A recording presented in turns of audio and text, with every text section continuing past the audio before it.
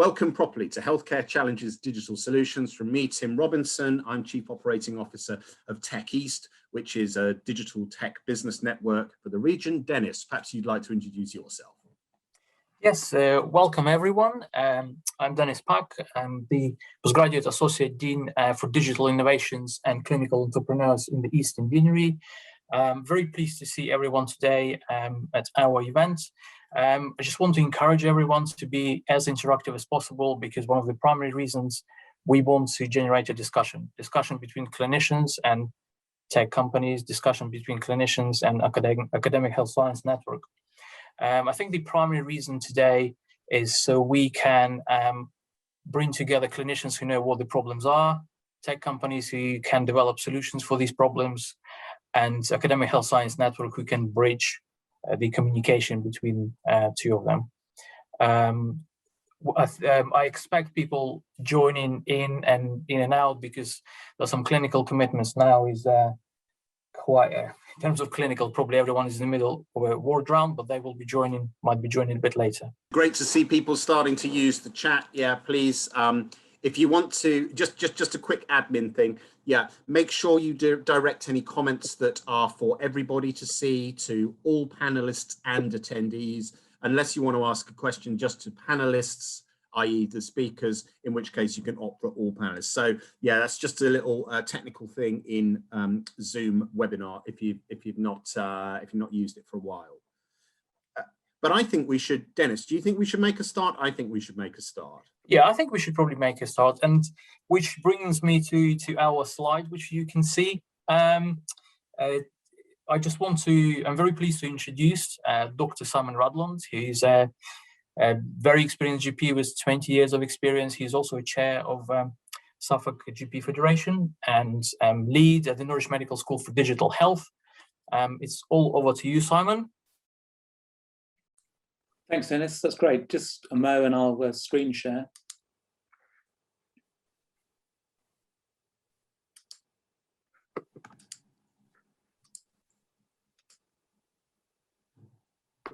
We can see your screen. Ryan, hang on a sec.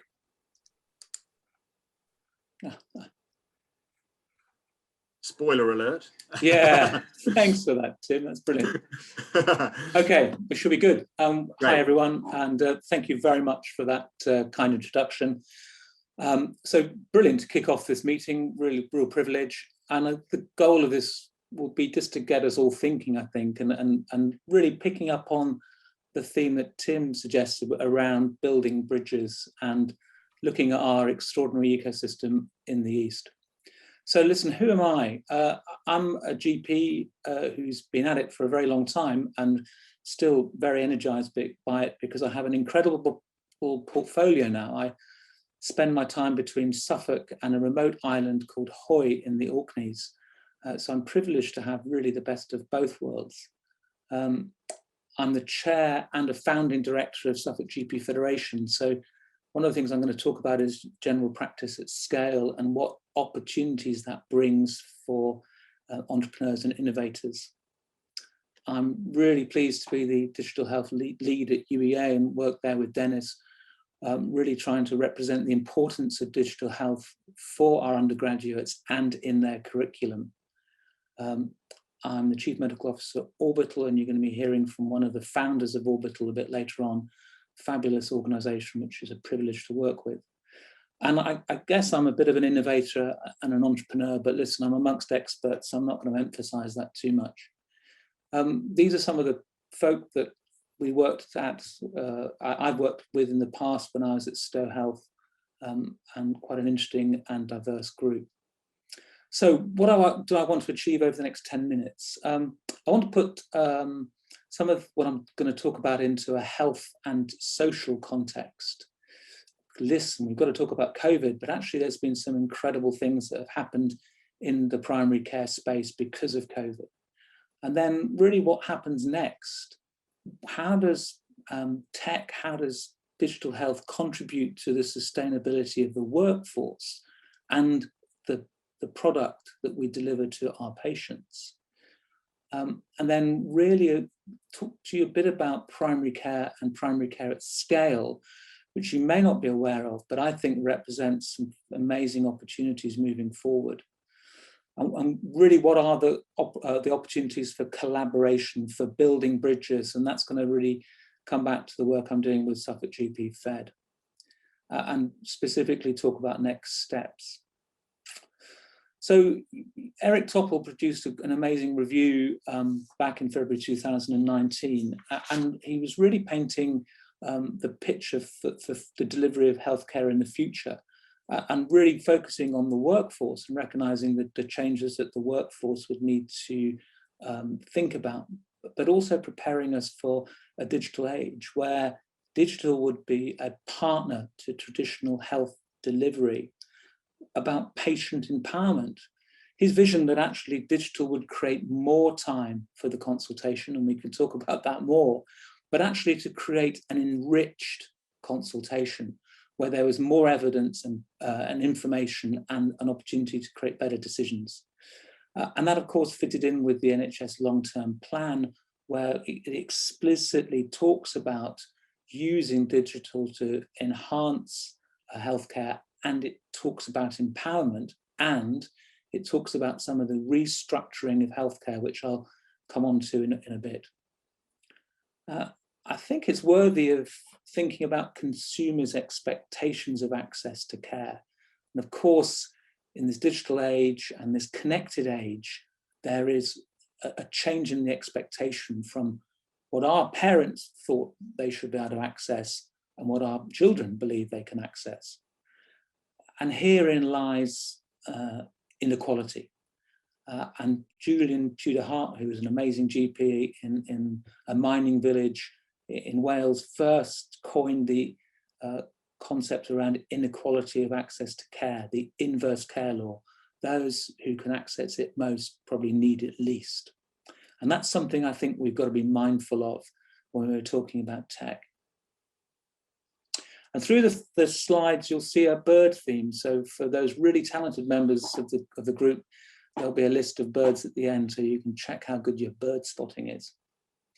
So incredible changes took place in primary care. You know, what normally would take 2 years took 2 weeks, particularly around access through digital pathways, video, voice, and Sarah and I did some work, and she may allude to it later on.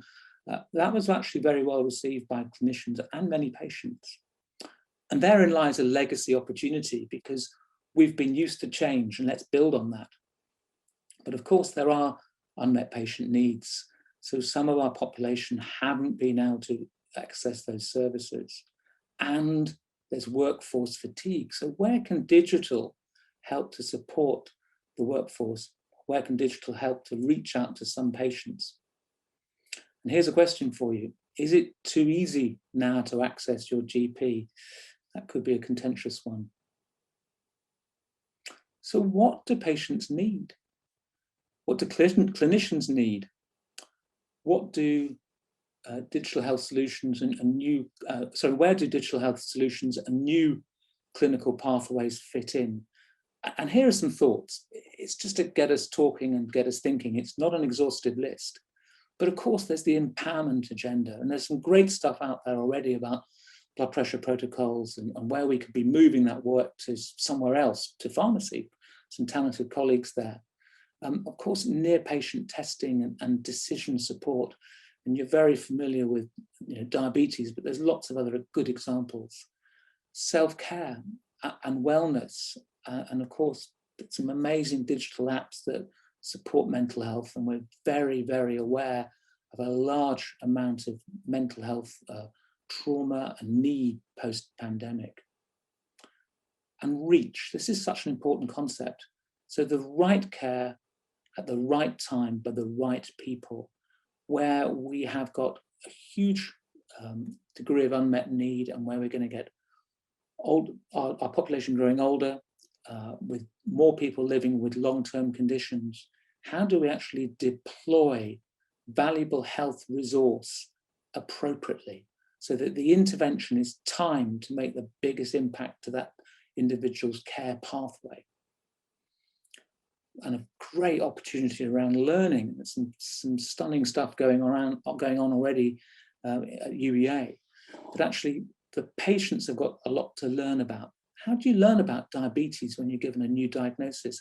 How do we enrich that learning to ensure that those individuals understand their condition, want to comply with their medication, make good choices? And of course, great opportunities for us as clinicians.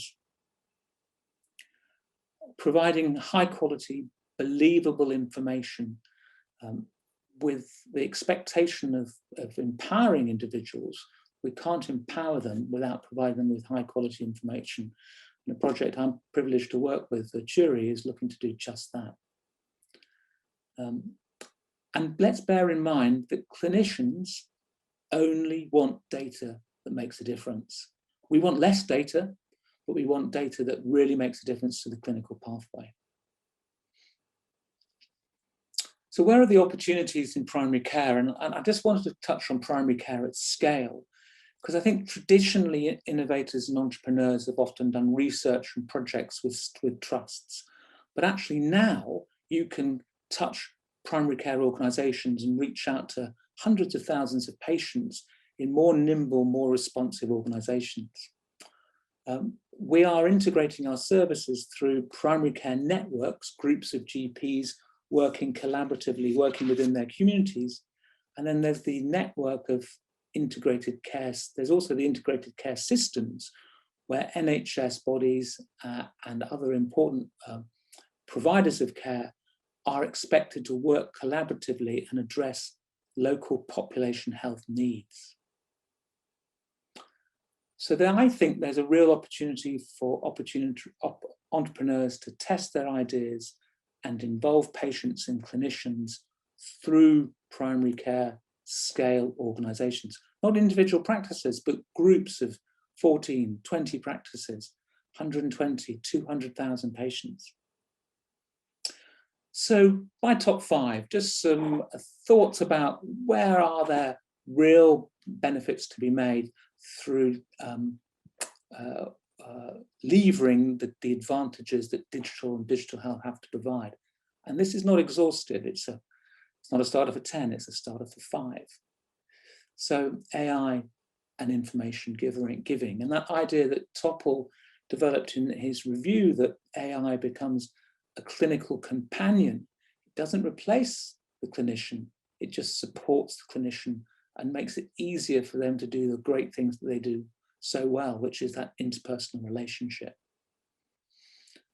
AI assists as a patient's companion through their health pathways, so long-term conditions, which are basically algorithm-based in terms of their delivery, and just really lend themselves to AI assist.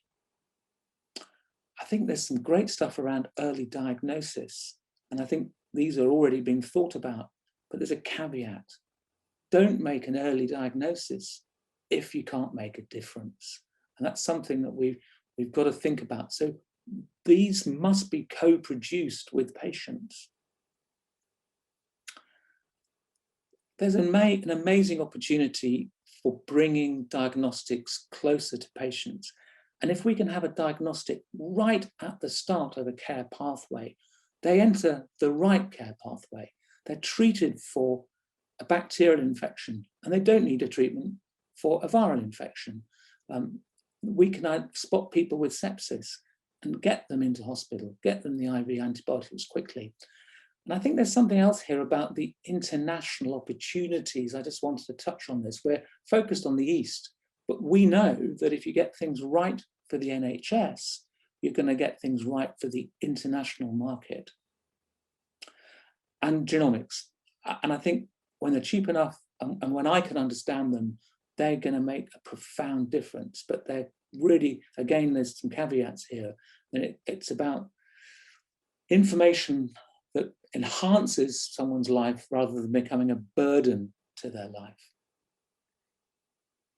And I think what I want to feature here with this slide is this concept of unleashing the talent. Those of you who are in this meeting, you are the talent. And how can we work collaboratively? Entrepreneurs, academia, social care, primary care, so that we actually deliver a societal gain.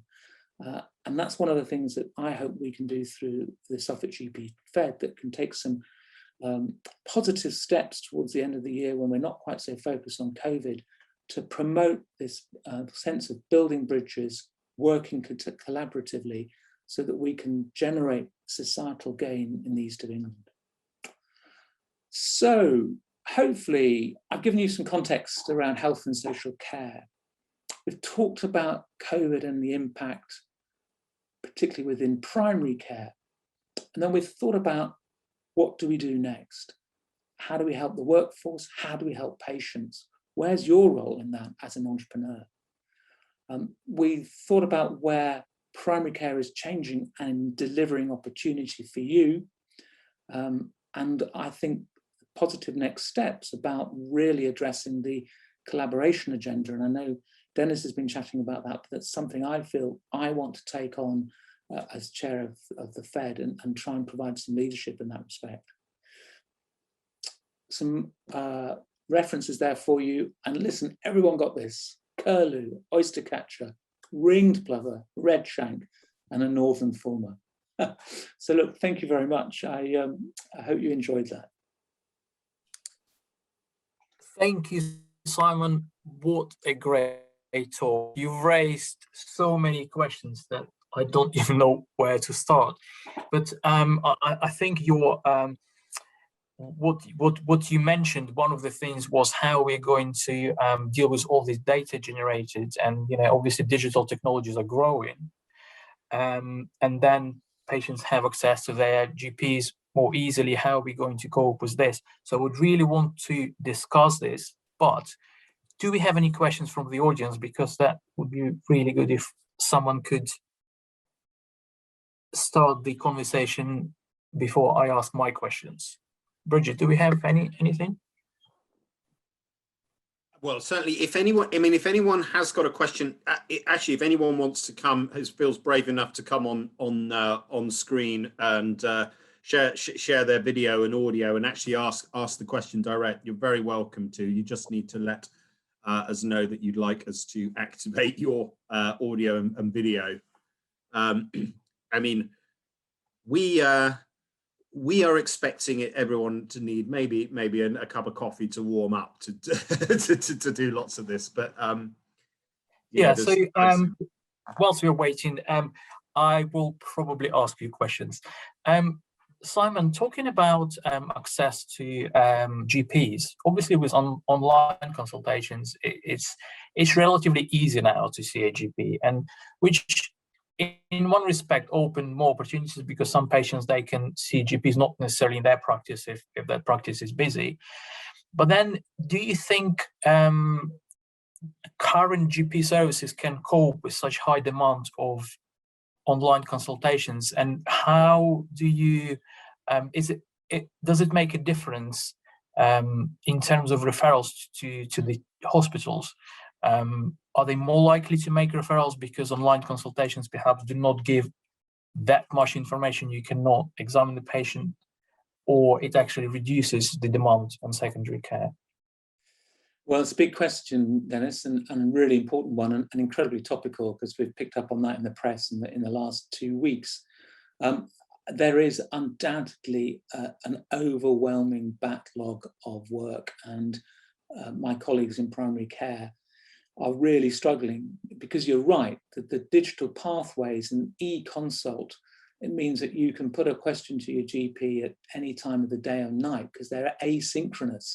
That phone call to the GP receptionist when you finally get through is a synchronous event with a limited portal of access. Now, I'm not saying that's right, but the flip side of that is that actually we're overwhelmed. And I think there's a great opportunity for some of the AI assists that we're talking about. Venturi is one example of that, of actually putting them into the gap or putting them into the pathway between the patient's need and the clinician's offering, because we know there are often alternatives that the patient may not be aware of and that don't need a clinician.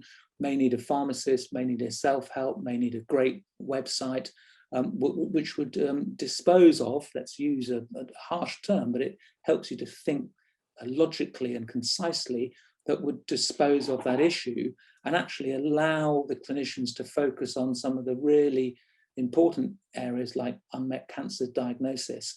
And those are the cases that require the time and the workup before specialist referral. Thank you, Simon. I think we have a question in Q&As. So we have a question from Hamza, and which is actually, Hamza is a fourth-year medical student at UEA and asking if there are any ongoing or upcoming digital health projects that students can get involved with. Well, Hamza, a fabulous question. So I think probably the answer is we're working on that. So through the work that Dennis and I have been doing, we've been setting up some student-selected study topics, and we've done one which is a basic introduction called Digital Health, and the other one is Clinical Entrepreneurship and where that fits in. And that's an opportunity for students to actually bring ideas if they want to, and work with a panel of excellence, including an entrepreneur from South Korea who's been incredibly helpful. So I think, yes, there are opportunities and there will be more, and we are looking at ideas around short sabbaticals, working collaboratively with some of our entrepreneurial companies across the East. So those of you in the audience, if that's something you feel you'd like to get involved with, please let me know, because we're trying to grow capacity so that we can actually enable our entrepreneurs from UEA, extraordinary talent, and Dennis would testament to that. You can spend time with those individuals, help build their skill set, and you'll learn from them and they'll learn from you. Yeah, thank you, Simon. It just if I could just make an additional comment that when you graduate, we in Eastern Deanery, we just launched a digital fellows program, which is leadership fellowship in digital health and entrepreneurship, which will be open to trainees. And there are some other programs, and perhaps I will touch on it when we have a discussion at the end of the session. Thank you, Simon, very much. Let me just check once again. The question is there a clinical entrepreneurship group at the Norfolk and Norwich for junior doctors that links with UEA? Well, the answer is not at the moment, but if you link with me on LinkedIn or just send me an email, I'd be quite happy to follow this up. Another question is, how much desire is there from GPs for digitalization to continue? COVID has accelerated the landscape, but not entirely by choice. So we have a minute for that. Love that. That's a great question. I think that's where something like Suffolk GP Fed comes in, because at the moment, I think there's a massive level of fatigue, and I think we need to help tease out the talent, sort the wheat from the chaff, and help work out the great ideas that are going to make a difference for patients and for clinicians. So yes, there is an appetite, but actually the mechanism needs support and needs a scale organisation behind it. Thank you very much, Simon. It was a great talk, which brings us very nicely to our next amazing speaker, Sarah Robinson, who is Director of Delivery at the Academic Health Science Network. And she will tell you about her personal clinical entrepreneurial journey and then her current job and what they do in terms of supporting clinicians with innovative ideas. All over to you, Sarah.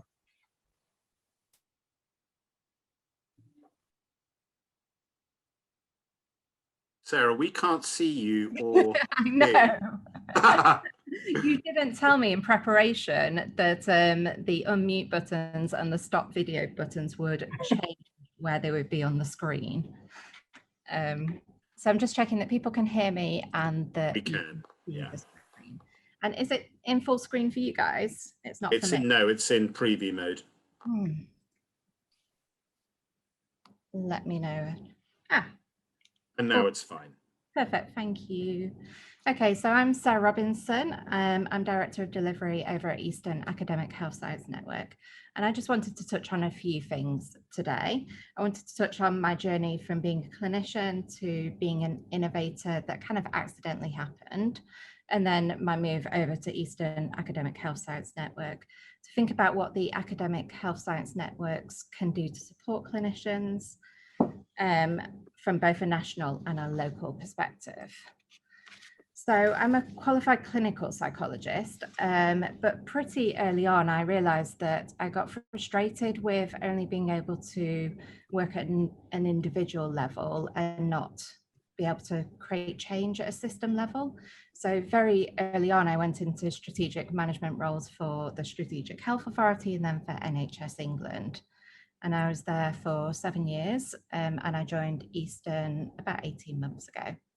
But whilst I was at NHS England, I developed the Nhs Safeguarding App, and this is a one-stop trusted resource that covers everything that a clinician needs to know with regards to safeguarding children, young people and adults. I partnered with the app developer and found national funding to secure this piece of work. And when I left NHS England in 2019, it had been downloaded over 100,000 times. And it averages 300 users per day. So it was a great success. But I just kind of wanted to reflect on some of my learning from that experience. So it was an accidental kind of innovation experience. I never saw myself as an innovator. And I also saw the project as a pilot. And I think this is probably one of my biggest lessons that I learned, because in thinking of it as a pilot and almost anticipating that it wasn't going to be successful, I didn't really think about the long-term sustainability of the work. And this is really problematic in the NHS and thinking about budgets and procurement processes. So essentially, I started off as a pilot and then kept on securing 1 year funding to extend it. But then at the 3-year point, then this got really, really tricky in terms of the government gateways for approving digital innovations, especially when I had an existing contractor in place to run the app and I didn't want to go back out to open procurement. So I think my real lesson that I'd like to kind of share with you all is to plan for success, because I definitely didn't, and then made a lot of mistakes because I didn't plan for it actually being a long-term solution. The other thing that I want to reflect on is that I don't have a commercial background at all. I didn't really understand intellectual property, and I'm quite a modest person by nature, so I didn't really want to take credit for the work. And in doing that, I signed over all the IP to a collective group in NHS England. And I think if I was to do it again, I think I'd be more cognizant about that decision making and about the impact of that for the product. Because in doing that, I've signed over the control to another working group, and then it changes over time, and it's not what I would have set it out to be. I may have made that same decision again, but I think I'd just be much more aware about the implications of IP in the future.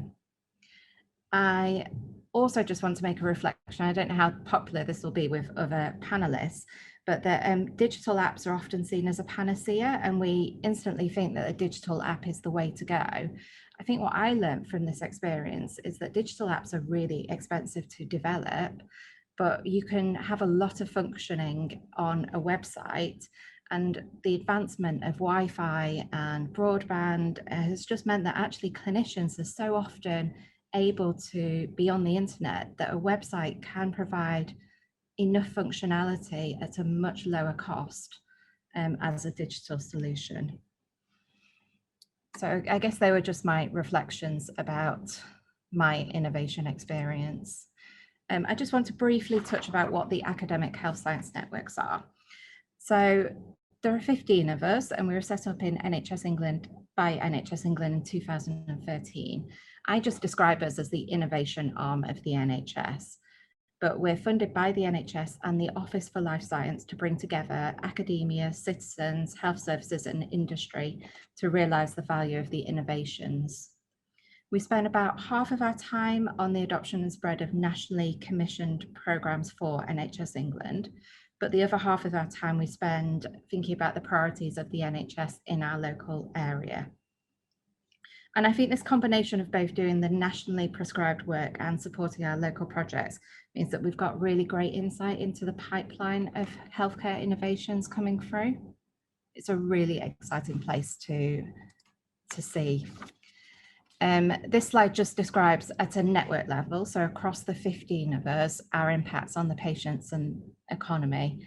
And you can just really see that they speak for themselves. With relatively modest levels of investment, we've generated significant return on investment, and the patient impact is just phenomenal. So in Easton, our purpose is to turn the great ideas into positive health impact. We completely believe that actually our health is too important to leave that change to chance. I really want to kind of talk about one of the key successes that we've had in Easton supporting a local clinician directly. So this local clinician is Dr. Chris Evans, and he's an anaesthetist by background. And he developed an app or a digital experience to help transform the hospital experiences for children. So we know that every year 600,000 children undergo surgery in NHS hospitals, and 75% of them will show some signs of fear and anxiety. And for many of those, that'll just be short term and won't be problematic. But for some, it can cause real long-term problems such as separation anxiety, nightmares, and bedwetting. So The Little Journey is an interactive virtual reality mobile app designed to help prepare children who are aged between 3 and 12 for their daycare surgery. And it enables them to visit virtually in a fully interactive way in advance. So we supported this company and Chris with kind of refinements of his proposition, helping him to understand all the different functionality that his solution could have, and to kind of think about that scale up that he would need to do to make it a viable product. We've supported him in an international market, but also we're now thinking about the way that his innovation can also support other areas of healthcare. So for example, thinking about dental anxiety and preparing children for that. So in terms of how we help our innovators across the region, we've got a really highly specialised commercial team at Easton, and we develop a wide range of resources to help innovators understand and navigate that complexities of the pathway. And we absolutely recognise that for innovators, this pathway is never linear, and we support innovators who are at any point of this pathway, and in terms of any point of that maturity of their idea. We have absolutely loads of free online resources that I'd encourage you to look at. Our website is just there, and they just provide such a great range of kind of background advice about how to navigate through the NHS procurement system, how to start talking about your value proposition, and how to start developing business cases, etc. And then just finally, I wanted to touch on kind of what else is on offer to clinical innovators.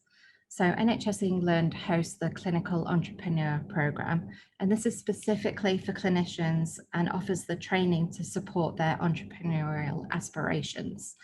There's an annual intake, and the intake's generally towards the end of the summer. We also have the NHS Innovation Accelerator, and that's hosted by the EAHSN network on behalf of NHS England. And this is perfect for innovations with an existing evidence base. And what it enables the NHS to have is a go-to place of nationally recognised and endorsed solutions. I also just wanted to touch on the SBRI and the UK Innovate UK. So SBRI provides funding to develop innovations that meet the challenges of the English healthcare system, whereas Innovate UK will provide loans for entrepreneurs as well. So that is the end of my presentation. I hope it's been a helpful kind of whistle-stop tour of both kind of my own experiences, but also about how the HSNs can help support clinicians in the east of England. Thank you, Sarah. I actually did not know that you had such a successful innovation. No. 100,000 users. This is really amazing. And I think what you described, especially when you talked about virtual reality, this is such a hot topic now. Like, you may say everything, but for mental health issues, that's a very, people with agoraphobia, people who are afraid of flights, and I've seen so many solutions, and I think this is absolutely a great area. Do you have any questions to Sarah before I jump in and start asking mine? Don't be shy, everybody. Yeah, also, Bridget, can I ask you please to share the registration link, because I get emails, people can't find the link to register, and if we could share it in the, perhaps in the chat, so everyone could share. Sarah, perhaps I will start sort of quite a broad subject. So who is responsible for innovations in the NHS? We've got clinicians today as delegates, and they've got some bright ideas. Who is it? Is it like a local trust or GP practice? Is it NHS England? Is it NHSX, NHS Digital, AI Lab? And the list goes on. And so what do you think is the best pathway for somebody who's got an innovation, some idea, and wants to take it forward? Yeah, I mean, that is such a good question about who is best to lead innovation for the NHS. It kind of ties into, I think Simon put up a quick chat about kind of how a clinician could approach an AHSN in terms of our front doors. And so each AHSN has a front door, and we would absolutely encourage people to fill out our company engagement forms, put out their ideas, and be clear about what support you need. And even if it's not an AHSN that's able to provide that support, we're so good at signposting and knowing what else is out on the landscape and other organisations that are able to support clinicians as well. So I would always encourage people to put in requests to the AHSNs and see what support we could provide. I think it's a really interesting question about who is best able to understand what innovation is helpful for healthcare. And there's definitely such a role for frontline clinicians and for operational leads within the NHS to be seeing those challenges on a day-to-day level. I like how we joke about the fact that, I'm really quiet about the success of the Safeguarding app, because I'm not an entrepreneur by background. I never saw myself in that way. But what I did recognize through my safeguarding work was that people were having problems in knowing where they should just ask questions about safeguarding, or where, depending on where they were in the country, there were different referral routes and different referral criteria for referring children and young people. And that just kind of got me thinking about how we could provide a solution for that. So in many ways, I just encourage the clinicians here to be thinking about those problems that you have on a day-to-day basis. Who are you articulating those problems to? And could you be finding those solutions to those problems yourself? And then thinking about taking that forward.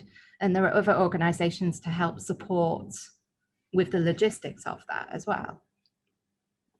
Yeah, may I come in? I think that's a really important topic. It's like around sort of who do you have to influence if you've got a frustration? How can you move things forward? I certainly think in the tech sector, people are quite used to sort of just getting on with it sometimes, and it can be harder in a complex system. Definitely, from my experience over the last few years, I've seen EAHSN, really are here to support on this agenda. I know that the team at UEA are also here to support this, and we are at Tech East, and it's kind of like there's no wrong door. You could go to any of these organizations.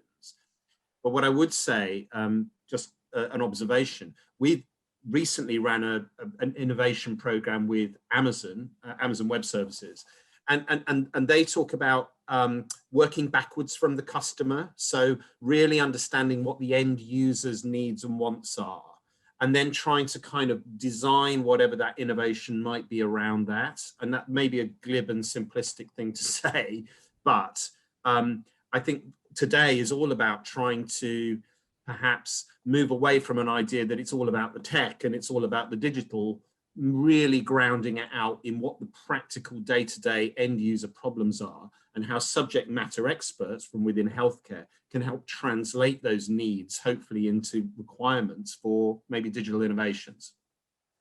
Yeah, and actually, one of the things they do at Amazon, when they have a meeting and making a decision, they have an empty chair to represent a customer. And I thought this is quite interesting because, you know, everyone is talking and then there is that chair or a camera. It makes you think, well, actually what customers would say. I think we can discuss it further during our panel discussion at the end. But thank you very much, Sarah, and it was a great insight and generated good questions. So I'm going to hand it over to Tim.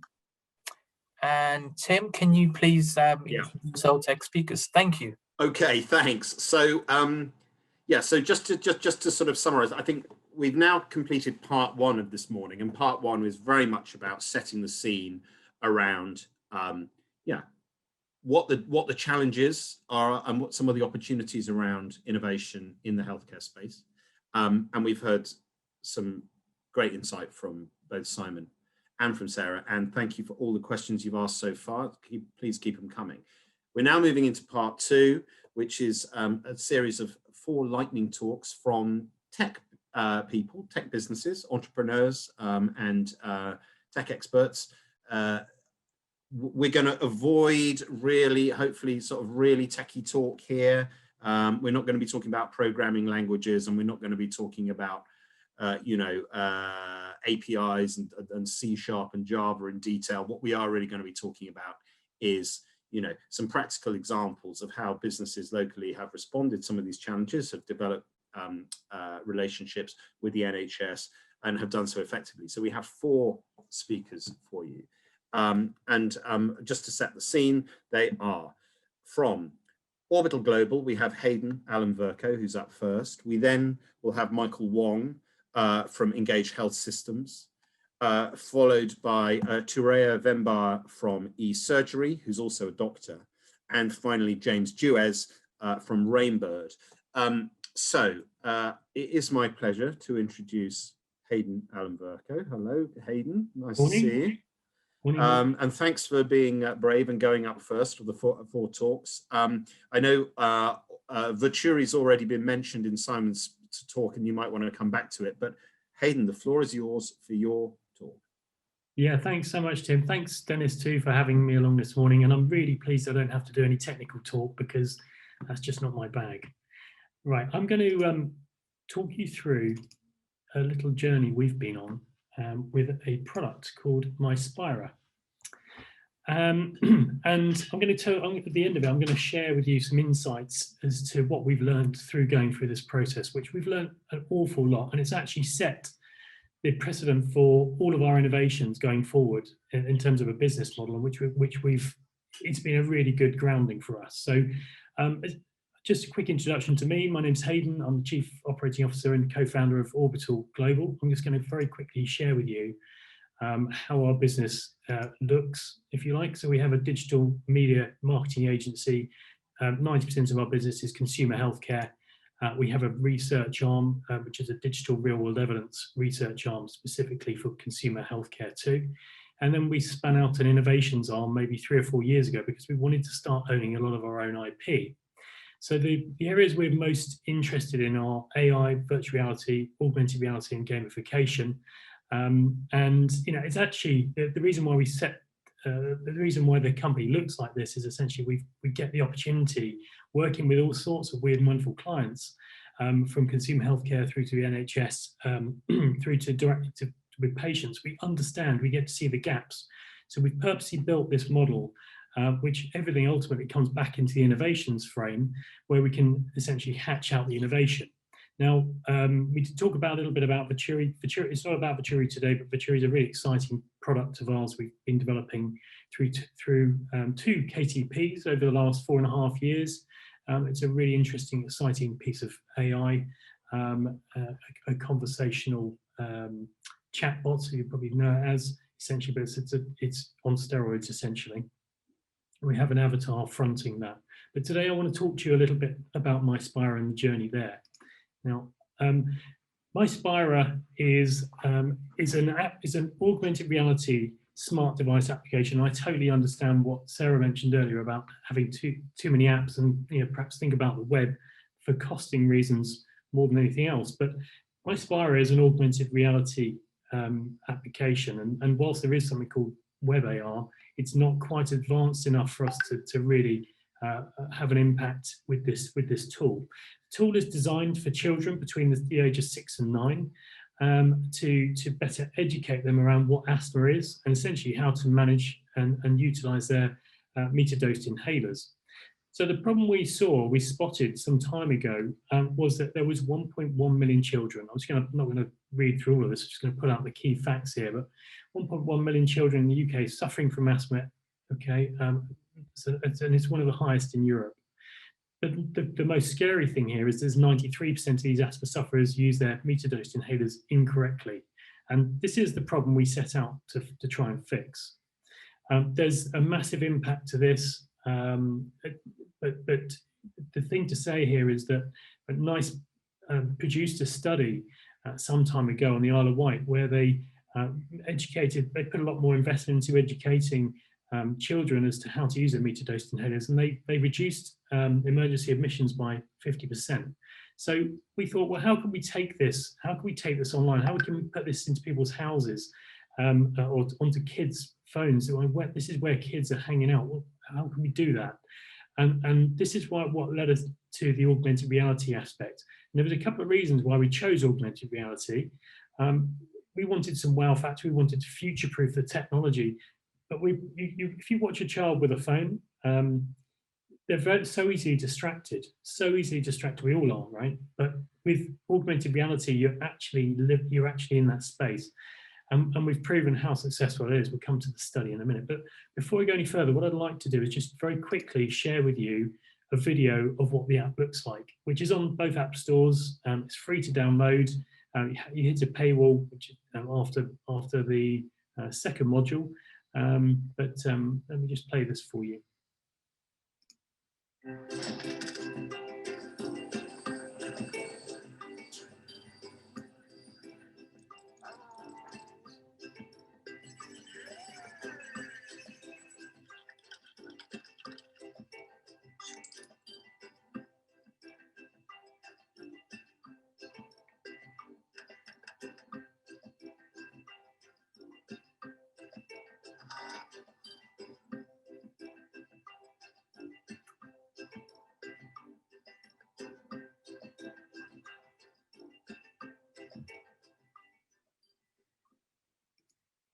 Okay, so in summary, what will happen is straight away you meet a little alien called Spira from the planet Bronchi, all very original. And essentially, you bring him down from the planet Bronchi. He lands on Earth, and Spira's got asthma. So essentially, and you've got a little other alien called Dr. Wuzu, who essentially teaches you how to become the trainer for Spira. So in fact, the child with asthma becomes the trainer and helps Spira learn how to breathe. There's a lot, it's full of gamification. So it's an 8 module, lasts about 20 minutes. The child will learn what asthma is. They'll learn what a meter-dosed inhaler is and what it does, how asthma works with the lungs, what the medication does. So they see all this visually. They also have lots of opportunity for behavioural learning. So for instance, they can build a meter-dosed inhaler for Spira, and then they have to help Spira count to 10 once he's absorbed he's inhaled the medicine. The child actually has to help shake the meter-dosed inhaler too, again counting to 10. So there's lots of very, very important behavioural learning aspects to it. Bolted onto that, so that's an 8 module part. So typically the child will run through that 2 or 3 times and then probably stop doing, wouldn't necessarily need to do that again. All designed to be used outside of the clinician space, if you like, so from a home space. And we also have bolted into that an interactive asthma plan, which is critical for, which reflects ASPA UK's asthma plan. It's critical for understanding how, or for a child understanding what to do in the case of a asthma attack, for instance.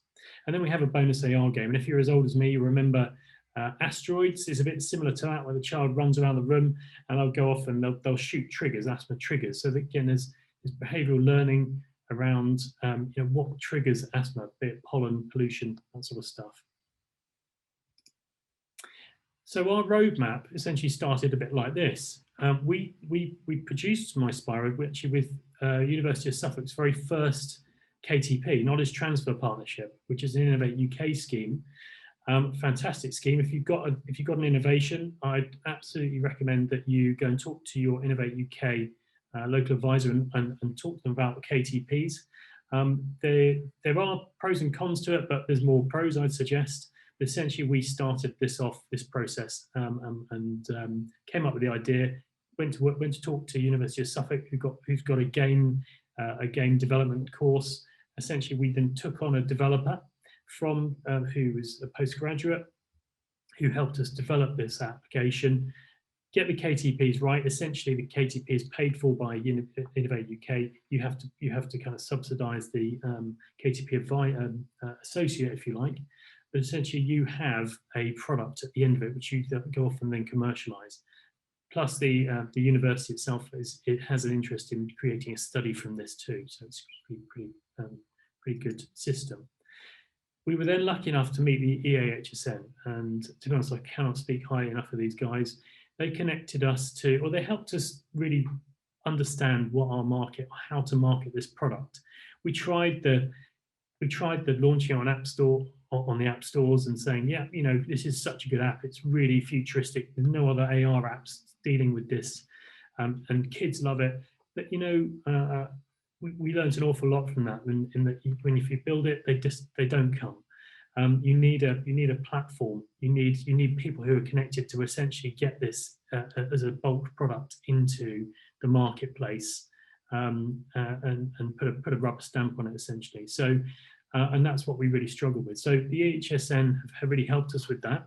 They connected us to a company called Wicked Minds, who are, again, another amazing Eastern business, who helped us understand the true value of the app. And this was critical. Okay, this is absolutely critical. The value we put on it was very different to ultimately what essentially where the value is in terms of what CCGs are going to buy, how are they going to buy the app, what's really going to turn them on to kind of open the purse strings, if you like. So with EAHSN's help, we understood that we could make a saving using the NICE model, the NICE study model I mentioned earlier. We could make a saving by keeping kids out of hospital, all right? And the amount of cost involved in sending kids to hospital is cost the NHS 18 million a year in really unnecessary costs. But that's if education is better. That's just one measurement. There was a ton of others which we've since found. For instance, the emissions given off by inhalers, the cost of the medicine. If we can get kids to use their medicine more effectively, then obviously you're going to need less medicine. All this sort of stuff can positively impact, including the carbon footprint of actually driving to the GP or to the asthma nurse and what have you. There's lots of different areas you can put a case for this. The EAHSN then connected us with something called PressQuip, which is a platform which essentially talks to the CCGs. So it's almost a platform where we've done maybe 3 or 4 pitches now to maybe 30 or 40 CCGs across the country, where I've just showcased exactly what I've just showcased there: the video, the purpose, the economic analysis of the app, the benefits of it, and essentially that's led to commercialization. All right, so this is a critical step, and it's worked incredibly well. We've had to be a little bit patient with it, but that's just the way it is. people have to see it a number of times in order to really appreciate it. What's more, now we've got this NHS adoption, it's really allowed us to leverage the opportunity overseas. And we're now working with the DIT, working very closely with the DIT. They've got the brief. They are opening doors, connecting us with companies all over Europe who are specialists in sort of entering markets. And there's loads of grants available through Innovate UK through the DIT, sorry, to be able to mostly match funding, I should add, but allowing us to essentially buy that consultancy time from those overseas companies to essentially go off and talk to the markets or the insurance companies or the health bodies, ministries of health and what have you, which is ultimately creating a really amazing, from this little app, this tiny little app that we had a little idea about some years ago, it's suddenly becoming quite a big deal. And then suddenly when you start getting very excited about these things, the ideas start popping. And then we've now got a line of innovation that we're going to be incorporating into this app. So some key learnings for you, and this is from the heart, if you like, from the cold face. Build it and they will come. It doesn't happen like that. Don't just launch on the App Store. Think very carefully about coming back to what Sarah said again, can it be built online? Is that the cheapest way? Get the minimum viable product, test it as if your life depends on it, and take some serious learnings from that and improve it and enhance it. But really appreciate the problem that you're trying to fix before embarking and spending any time, because I appreciate you're all massively busy anyway, and we all are, but time is so precious, and it's very important to get that to have that true belief and passion in something that you want to fix, a problem you want to fix. Get the pricing right, present value at every cost. And this is something we learned from the EAHSN again, who said you need to understand how this saves money. How is your innovation really going to save the NHS money? Because essentially that is what they're going to buy on. It's not based on sexy tech, although that possibly helps a little bit, opens some doors, but it's very much about cost saving. Those are the business cases that are put together on a daily basis, and that the CCGs work towards, and we see this every day, and all the CCGs we're now talking to. So it has to present a lot of value, and the value proposition, as I mentioned earlier, is about keeping kids out of hospital through better education, but there are other aspects too, which we are now starting to explore through studies. Comes to the next, this is kind of rolls on from that, invest so wisely in robust research. I mean, it took us a number of years to actually get a study. We got a study based on done for the app through the University of Suffolk, and it's now published in the British Journal of Mobile Technology. And you almost need that in order for CCGs to take you seriously. So I would absolutely think about, right from the beginning, think about what that study is going to look like. Okay, and work out who's going to help you do that study. Your offer should be frictionless. Okay, a real no-brainer. This is again very important. That when you're talking to a CCG, if the offer is too complicated, like you've got to plug in this code and then you've got to do this, and then you lose them. You absolutely lose them. But if it's as simple as that, here's an app, you download the app or access the app, we'll give all of your GPs in the CCG a code. The code allows the patient to download the app. Simple as that. We'll every month we'll let you know how many have been downloaded. It's as simple as that. Keep the language simple, but also keep the process nice and simple too, because the less friction, the more traction. As I talked about, the opportunities now presenting to us through the DIT are vast. Okay, so obviously the UK is a key market for us, but the fact the NHS carries such a powerful brand globally, you start talking about the CCGs that are bought in, or one or two CCGs that are bought in the UK, so therefore you are an NHS supplier essentially. You'd be amazed how many doors open. So start exploring those opportunities early. Start understanding where the problem, for instance, with asthma. Netherlands is a massive market. It's in fact the worst in worst in Europe for asthma in kids. Then you have Germany and France, but there's a number of different matrix that you should look at to understand which is your best market to penetrate. And in fact, we met someone through the DIT, who I'm very happy to pass on her details. She did a piece of work for us, which was part funded by the DIT, which helped us understand what were our best markets to hit first off with this product. Finally, future-proof the technology, plan at least 3 years ahead. And I know that's really hard, but when we took on the MySpira challenge, if you like, we knew that AR was very early adoption, and to be honest, the phone technology wasn't really up for it. There was just a couple of phones at the time, but now pretty much every modern phone can handle AR, and so therefore, you know, we were 3 years. It's taken us 3 years on this particular project, on this journey, but now pretty much everyone can download the app and enjoy it. So we've thought ahead. We're actually now thinking 3 years ahead in relation to where this technology is going and what we can do. Looking at an adult version of this app and what have you. So yeah, I hope that was of some use to you. It's been a fantastic journey. Loved every minute of it, and there's a lot more to go.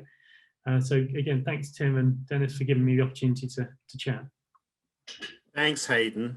Well, you've set a very high bar for the 4 lightning talks, because I just think you really nailed describing, you know, a number of things, but the journey, the practical journey that you've been on, the different organizations that have helped at different stages to make MySpira, you know, to take MySpira into the market is really good. It was extremely positive.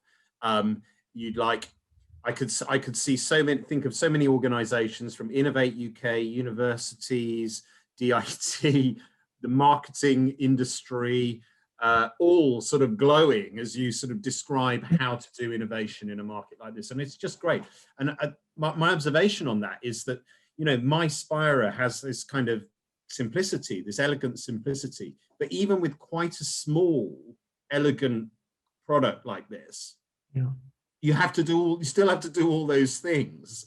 And I think we could have probably an interesting discussion when we get onto the panel. And I'd be really interested in James Nhs's views on some of this stuff, you know, creating that frictionless, you know, opportunity, that frictionless sale or whatever. Sometimes there's a hell of a lot of friction that you've got to go through before in the development process to actually get to that point of elegant, sort of an elegant adoption.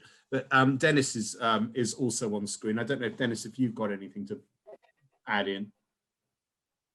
Yeah, thank you, Hayden. Hi, I mean, you've raised again so many important questions.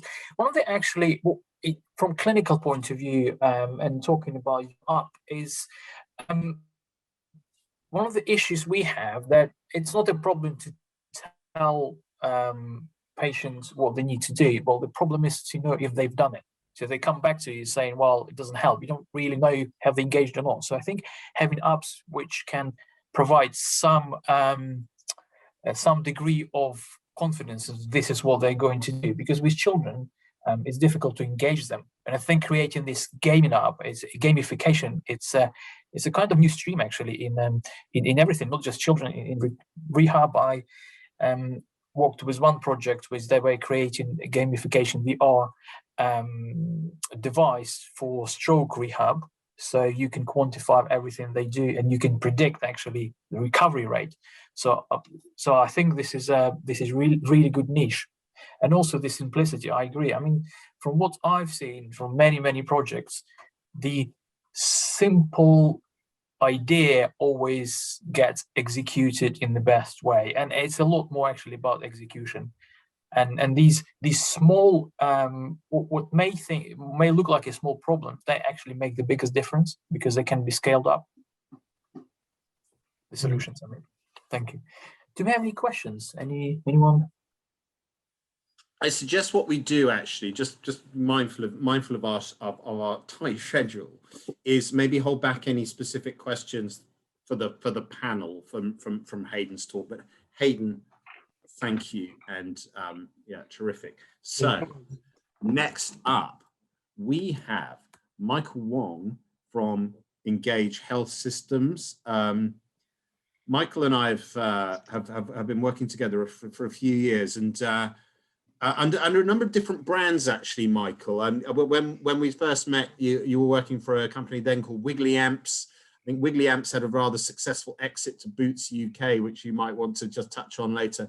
But I'll leave it to you, Michael, to perhaps just tell us a little bit about Engage Health, and welcome to the conference, and thank you for speaking. Thank you, Tim. As you can probably see, we've got the branded T-shirts, branded backgrounds. So hopefully we've removed all trace of Wiggly Amps, even though it's a fantastic name. So I guess first of all, I'd say thank you to Simon for giving a really good introduction about the state of general practice and PCNs. What I'd like to do today is talk about it from a supplier perspective and what we're looking at there. So over the past 12 months, we've seen the biggest threat to the NHS. We're really grateful to have the opportunity to provide online and video consultation to support general practice. So I know as a dad, a type 1 diabetic, just how useful video consultations are. Simon, you talked earlier about education. It's been a fantastic tool for helping empower my daughter to manage her long-term conditions. So ultimately our goal here at Engage Health is to provide you, the clinicians, entrepreneurs and innovators, with the tools, resources to complement the good medical practice that you're already committed to providing. So, what is Engage Consult? So, as Simon said, Engage Consult is an online consultation system. So it's approved by the NHS back in 2017. We're live in hundreds of practices across the country as a fully integrated online and video consultation service. It's designed very much as the front door. So Engage Consult offers a huge amount of functionality, all easily configured by the practice. We heard about some of those challenges around demand. So, we appreciate that. We listen to our customers. So you can turn Engage Consult on and off to suit you. You can change your service hours. You can limit the number of medical requests to come in. So you very much appreciate whilst the NHS have a view that online consultation should be turned on 24/7. We also know that on the ground that this is really challenging for GPs. GPs are also being told to offer more face-to-face appointments. So how do you combine increased capacity from face-to-face appointments with 24/7 access? And that's a hugely difficult thing to manage. But for today, I'm going to focus on what we've been doing for care homes. So is this what a tech incubator looks like? People have visions of sleek offices, rendered brickwork and lots of steel and glass. But no, this is a care home. The reality is, care homes were never designed to be hotbeds of innovation. They tend to be in old, repurposed buildings. They've got big, thick walls, limited infrastructure. They work on a face-to-face basis with visitors and carers being close to residents. But also they work on a mishmash of IT systems, with paper copies being very much the norm. Very different from what we see from NHS funding providers. So here's a website for NHSX. They've got a trendy name, funky website, talks about AI.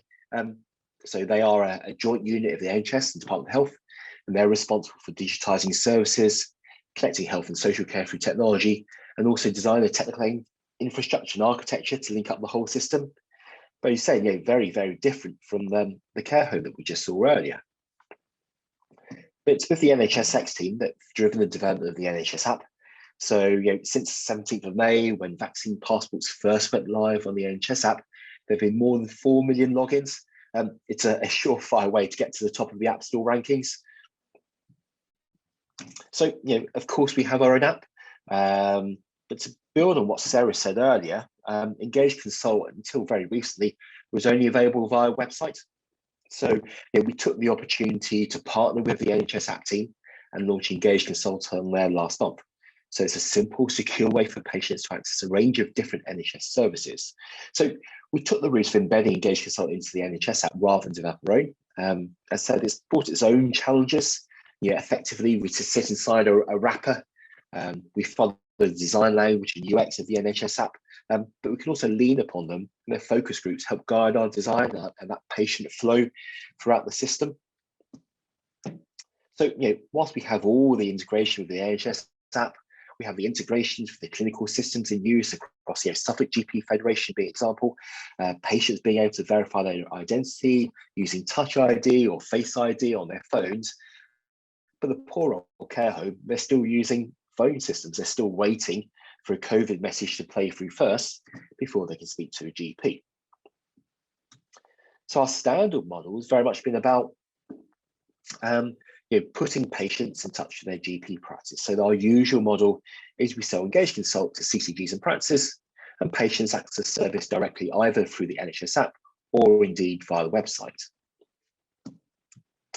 However, I guess what we've seen is, COVID-19 has really highlighted the need for care home residents to be protected and to reduce the spread of infection. As you've seen from yesterday's press conference, Dominic Cummins suggests that care homes were extremely vulnerable with very little being done to shield them at all. So as a proportion, more and more care home residents died during the second wave than the first wave as a proportion of that total population. So how do we put this type of stuff into practice? So we were already providing online consultations to GP surgery across whole when we're working with Yorkshire Health Partners. So they operate 11 GP surgeries in the North East. And they're looking at ways to improve their service, especially their interactions with care homes. So rather than model of an individual patient using engaged consult, we've moved to a different model where the care homes can get in touch with their GP practice, but using engaged consult. So engaged consult is used as a gateway with a central care home team handling that initial response. So the admin and clinical staff, they manage all the incoming requests from the care homes using engaged consult. Those requests, they might be an admin request, they might assign to a paramedic, or indeed assign to a clinician within a central team to that telephone or video consultation. But those secondary steps might involve assigning to a GP practice if a home visit is required, or referral to other services. So I think, Dennis, you raised a point earlier with regards to referrals. So what we frequently find with referrals using engaged consult, they tend to be the right referrals. We've had the opportunity to go backwards and forwards with the patient, either with the care home or GP surgery first, before then refer it to a third-party service. So typically what people find is that they're getting the right type of referrals at the right time. So as you can see from this graph here, for Yorkshire Health Partners, this has brought a huge change in terms of that workload and what they've been doing. So we see 50% of those queries are medication related, 38% of those dealt with centrally, and as such only 12% referred back to the practice. So talking about handling that demand and workflow and matching especially demand and capacity, what we can see here is because we're using some of those technologies to get information from the patient ahead of time, what we're seeing is a massive reduction in number of calls and queries coming from care homes back to GP surgeries. We're seeing the number of the amount of time that practice staff spend doing admin duties, and also medical histories captured via engaged consult ensure GPs have the right information available if patients need a referral. So as a result of this, GP visits to care homes have been reduced significantly, massively reducing the risk of spread of infection. So as a result of that work we've done for Yorkshire Health Partners, we've created a new product. So we've moved from engaged consult to engaged care referral services, or CRS for short. And that sits very much at the heart of PCNs in different care settings. So again, thank you, Simon, for your introduction earlier, and it's a great scene setter. So I guess what we're seeing now is the formation of different networks. We will have different surgeries with different interests, with different community providers, be that mental health, physio, care home leads, all working together.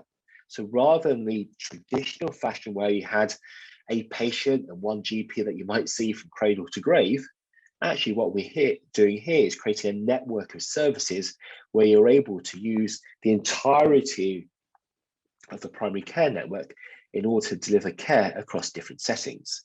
I guess this slide really highlights what partnering with local providers and innovators can do. We're very much interested in speaking to a range of different partners. So if you're in education, academia, primary care, community or pharmacy services, we'd love to have the opportunity to speak with you.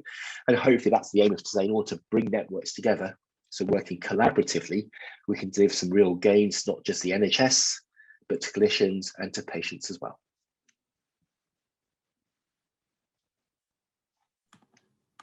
Fantastic. Thanks, Michael. Well, I mean, knowing you and the team at Engage Health, I mean, you really are, you know, right in this market. In fact, am I right in saying that you're at one stage, your offices in North Walsham used to actually be an NHS facility before they became a tech company? Yeah, they've been through a range of different choices. Legal firm, tattooist at one point. So we're now in offices here based in North Walsham. You know, we've got 30 odd people. And to go back to what you said earlier, Tim, we've very much grown out of knowing with general practice, working with them over 20 years. And that's what eventually led to the exit of Boots, coming from a small, very small side of an SME through to actually developing this integration with the different clinical systems, which ultimately led to an acquisition by Boots. And it's a very interesting story, and it's possibly one we can come back to into the panel. But look, I mean, I'm just, again, conscious of time. I think we're going to sort of save up some, big questions, hopefully, for everybody in the panel at midday. Again, what struck me about Engage Health, and it's also true with the MySpira story and what Sarah was talking about earlier, is you've really got to get deep down into this stuff and into this industry and into this world to be successful. And it doesn't happen overnight. And actually zooming in sometimes with a big kind of tech solution doesn't always work. And I think we've probably seen examples of that over the last 12 to 18 months, actually, of some failed innovations or partially successful innovations that perhaps demonstrated, not necessarily going through all the steps that might be helpful. But that was a great talk, Michael. We will come back to Michael and we will come back to Hayden on the panel. But it is my great pleasure now to welcome to the virtual stage Tureya Vembar. Tureya, are you there? Can you turn on your I can see it. I don't know. I mean, hopefully lots of people know who you are, because you're pretty well known, I hope, both with this community of healthcare and technologists. But I am going to let you do all the talking. Brilliant. Thank you very much. Thank you also for hosting me. I feel very privileged to be with people who are far more established than we are as a company. So I'll first of all just take a moment to introduce myself. Hello everyone, my name's Tureya. By background, I'm a doctor, I'm a developer, I'm a graduate from UEA. I think I saw in the comments one of the chaps was also a UEA intercalating student. So it's really nice to see that there and seeing the passion of kind of spreading outside of that little bubble. So I'm going to talk to you a little bit about our journey and really how we took a slightly different, unconventional route to working within the digital healthcare space. So I graduated in 2017 and entered the working world of medicine. And I loved my job there, but I was definitely shocked by the number of inefficiencies that you see in the system. The hospital I worked at, for example, had a fax system, and if you didn't have your faxes sent to your specialists by midday, they would not see your patients that same day. And this kind of process and the inefficiencies were really felt when I was working in accident and emergency. And the big thing in that was about a quarter of the patients I was seeing were there because they had lost hope with the wider healthcare system. They had nowhere else to turn to. It was an accident. It was not an emergency. They just needed some form of health advice. And so they ended up coming to A&E. And more often than not, they'd be waiting about 8 hours pretty much for a simple conversation, some advice, maybe a medical prescription, which we may or may not have had in the hospital. And because of the way the funding structures work within the hospital, if we didn't have it in our A&E department, we actually couldn't give them a green prescription form or a digital prescription for their local NHS pharmacy. So they just ended up being trapped in this ridiculous system that was ultimately built to protect patients. And it's just when you take that step back, you have these big visions, these kind of goals that you have from an impact management perspective, but actually how they translate to the patient might not always come in a way that you initially wanted it to. So what we actually ended up doing is we built a digital dispensing system for pharmacies to be able to communicate with prescribers and handle those digital scripts. So I think digital prescriptions went live in 2016, 2017. And the way it currently works in a normal pharmacy is they will print out your digital prescription when it gets to them, which just baffles me in its own right. But more often than not, a patient will go see their doctor, they'll get this digital script, you'll go to your pharmacy and you won't find it there. And you'll either come back a few hours later, or they'll call your GP, they'll ping it back, and it's this backwards and forwards of discomfort, for lack of better terms. And I think on a wider perspective, there's also this big movement away in the NHS from overprescribing. So we've got these lots of safety checks in place, one for funding issues and two for safety of the patient, that have resulted in struggles. Giving you actual real life examples. Let's say you're a student or you have a child and you want to buy or get a spare asthma inhaler from your GP. More often than not, your GP can only issue one inhaler, but I don't know if you've ever met any human being. It's quite difficult to remember that one inhaler everywhere you go. So a lot of people want those spares. So just adding to a different example to that is there are certain medications that might potentially be better for an individual, but they wouldn't necessarily be funded on the NHS because they're more expensive. A really good example of that would be menopause patches. So obviously menopause affects half the population after a certain age, and it causes significant issues both in terms of emotional but also physical problems. The NHS may offer some individuals, if they fit into specific criteria, treatments with tablets or whatever. There are better options like patches or gels, sprays that happen on the inside of the arm that help soothe those symptoms, but because they're more expensive, they're not necessarily available to the majority of people. So what we ended up doing whilst building this online pharmacy process is ending up realizing that nobody wanted our software. So I'm jumping back a little bit here. We built this digital pharmacy platform for pharmacies and we tried to sell it to the NHS. Nobody wanted it, which you're going to find in any time that you're trying to innovate. And what we ended up doing was we combined our knowledge of what the actual demand was with these patients who were being kind of dropped, or they're kind of being missed out by the clinical pathways. We ended up building a private online pharmacy for these patients to access prescription medication for minor health issues, so that they could go online, choose the medication that they want, fill in a very simple health questionnaire about their allergies, their medication that they're taking, all the information that you'd get in a face-to-face consultation, or sometimes it might be missed if you've got a 10-minute face-to-face consultation.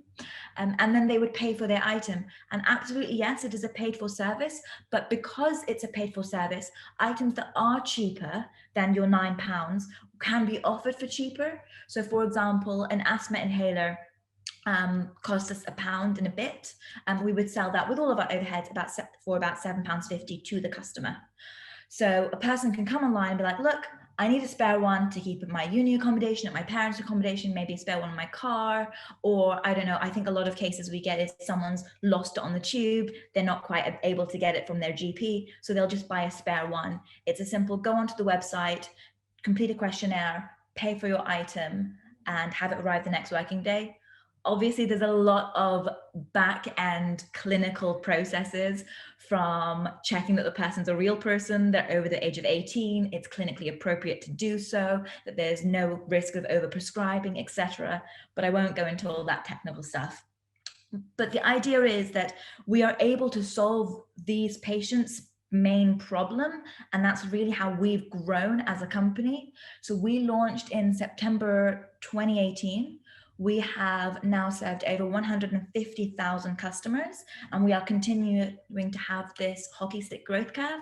And our next point of call, or next advancement, is actually working in partnership with other businesses so we can get the concept out there. what I mean by that is, imagine going to a cosmetic company and being able to access treatment for acne, eczema, psoriasis, or a little bit fringe here, going to a sex toy company and accessing treatment for erectile dysfunction, menopause, other things that might be considered sexual health. Because the reality is, people don't necessarily know that this is an option and that this is safe to have online. In the same way that the rest of the world is moving towards direct to consumer everything, be it movies, be it restaurant quality meals, grocery shopping now, it comes directly to you. People are expecting that to happen with their health. And we're at this point where if it's not done correctly, you have the risk of it being done really badly and those patients causing harm to themselves. When we look at what we do, we help as a company, we help avoiding those risks, those potential harms, by providing them this ability to access a safe, a regulated approach. All of our pharmacists are available to contact between 9 to 5, or if you leave a message, we get back to them, I think normally within an hour if it's during working times. And then if you take a further step back, we have the ability to actually count our impact on a kind of a wider scale in terms of how we affect patients, how we affect the NHS. I think if you look at the NHS processes to prescribe paracetamol, which I think is about 16p, it costs the NHS doctor, the NHS service, sorry, £34. So to prescribe something that's less than 50p, it costs the NHS £34 between the 10-minute doctor's appointment, the dispensing charges at the pharmacy, all the administration costs that go in the middle, including checking that that person was exempt or was not exempt from their non-prescription charge. Each person that comes through our service saves the NHS that £33. More importantly, they save the doctor's time, or the pharmacists or whomever that they were going to have that clinic appointment with, that 10-minute appointment that could then be used for someone more in need.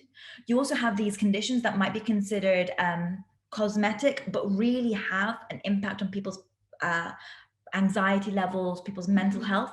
Things like hair loss, things like acne, which may or may not be funded by your GP based almost on postcode lottery. So you even out the accessibility for those options.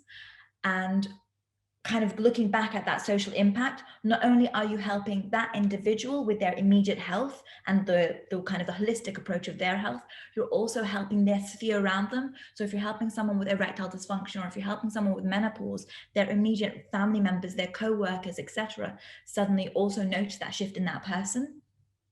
And then just throwing on a side note there, we stuck with our original paperless model, dealing with everything completely digital. So we're completely paperless, we're carbon neutral, and we're also going to fetching our, hoping to get B Corp certified, fingers crossed, over the next year.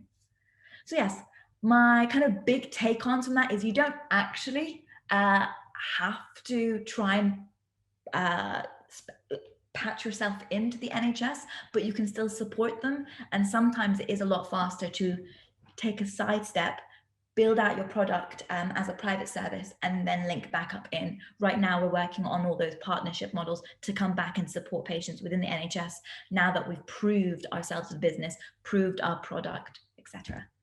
Yeah, hopefully that makes sense. If anyone has any questions, please ask away. And I'll put my LinkedIn on the side for the chat. Hey, fantastic, fantastic through here. Yeah, I mean, obviously, I see a lot of examples of tech innovation around the region in the UK and globally. Hats off to you and the team at eSurgery for focusing on a real problem, delivering a solution to it, and obviously you're reaping rewards from that. I know that you're one of depending on which indices you look at, one of the hottest startups in the UK, and there's a good reason for that. Again, I think something I would sort of draw out from your talk and the two previous talks is something around kind of really having an in-depth understanding of what the problem really is, and looking to solve that in a very, very focused and in many ways actually a simple way. So the idea is not, it's not an overcomplicated idea, is it? But it has to be executed well. And and it sounds like you're doing it. I mean, the example you gave of the fax-based process that you encountered at the start of your career, I mean, it's shocking. But I bet there's quite a few of those dotted around. And Dennis, I know, is going to come in. But again, what I think the message that I'm getting, and the message I will be wanting to transmit from this morning's first sort of mini conference, is there are a whole host of opportunities for digital to be disruptive in a positive way. We're probably just scratching the surface. And, I think we're very lucky to have businesses like your e-surgery and Engage Health Orbital in the region doing just that. Dennis. Thank you, Tharia. It's a really good and inspirational talk. And Tim, you'd be surprised that faxes were only phased out last year from NHS. So, it kept going. I think we have a question from Simon. Simon, do you want to unmute your microphone? I don't know if you're... Simon? Yes, thanks very much. Yeah, Tharia, love that. And it kind of resonates, doesn't it, with, meeting patients' needs and making sure that we move that away from traditional modes of delivery. I guess I'm really interested in some of the safety bits in there, particularly around salbutamol use, which is used for asthma. Obviously sits closely with what Hayden was talking about compliance.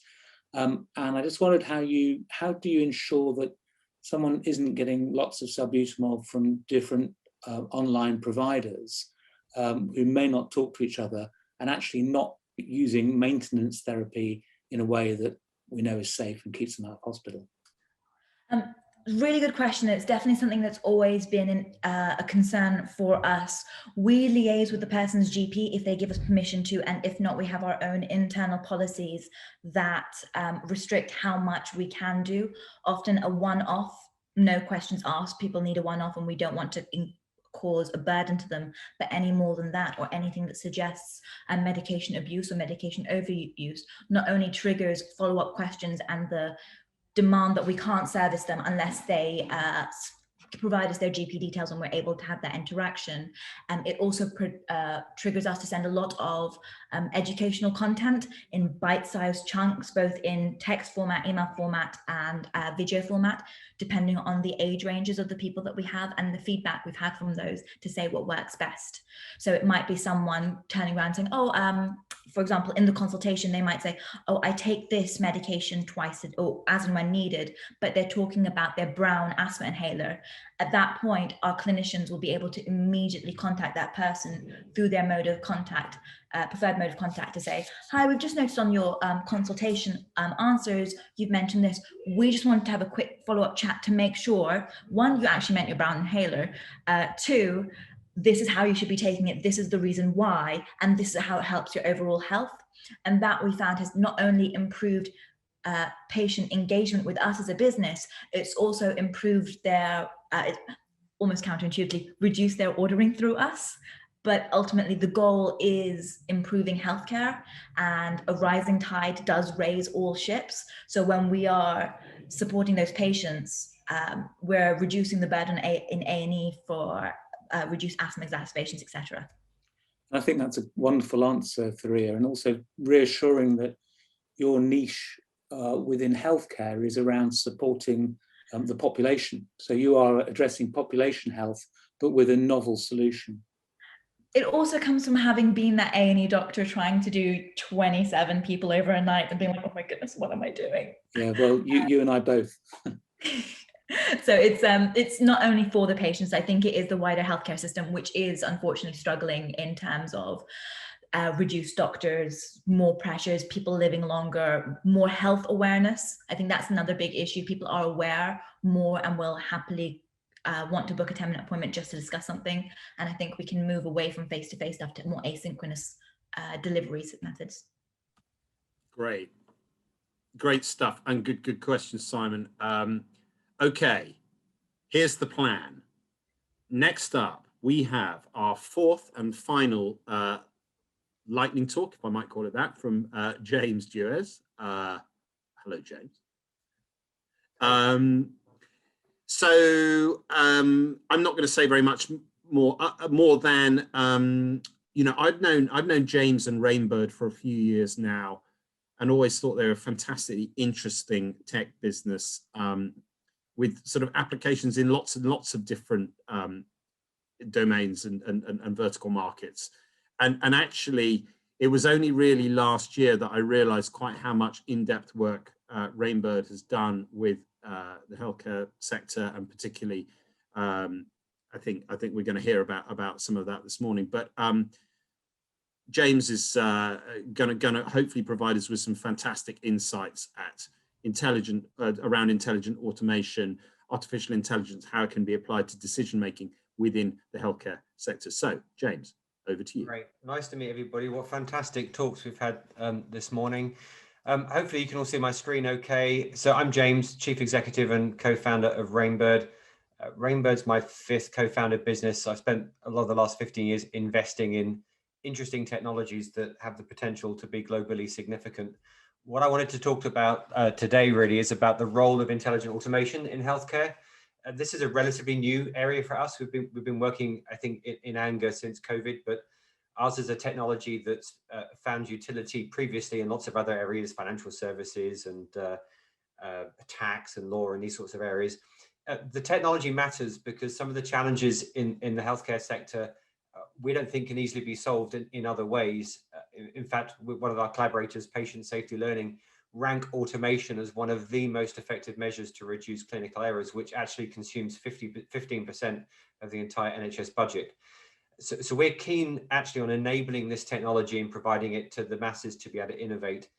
And I'll update you on an exciting enablement of that that we've got coming up, which enables anybody to get their hands on this technology for free in this area, and for us to help collaboration between others.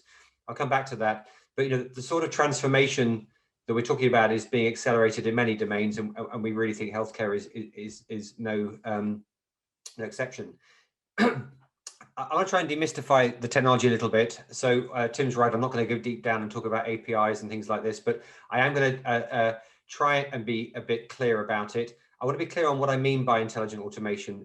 It's a subset of artificial intelligence, which itself is a singularly unhelpful term that we keep hearing. This is as useful a definition of AI as anything, to build computers or machines that outperform humans at some sort of task. The problem that we have with this definition is the moment a machine can do a task we thought was intrinsically human, it no longer actually meets this definition. It sort of disappears in a puff of smoke and reveals itself to be what it always was, which is just the next generation of computer science. This is what's known as the AI effect. And actually, this was coined by John McCarthy back in 1954, which tells you how far back AI goes. So I'll do a bit of a reset and break this down. A helpful way to look at the technology capability is to be distinct about whether or not you're looking at analysis or automation, because many organizations and people conflate this when they're trying to build solutions. Analysis, we know, is about trying to find new insights in data, and automation is synonymous with efficiency, both useful and important, because chances are if you're trying to build something in this space, you want some kind of automation effect, but you're also trying to raise standards. These technologies can all be combined in the ways that produce the 3 things every organization wants. That's efficiency to reduce cost, improved patient outcomes, and often that's delivered through new digital services. And we have a bit of a formula for this at Rainbow, which I'll be coming back to a little later on. But this is important because actually it's rare that there's a category of technology that can deliver all 3 of these things.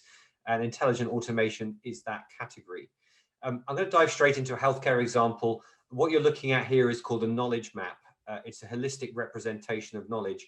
Quite often when people try and structure a process, a clinical process or diagnostic process or advisory process, they do so linearly. This is something a bit more holistic than that. We created an intelligent COVID-19 occupational health risk assessment, which went from being an idea to live in several trusts in about 8 days.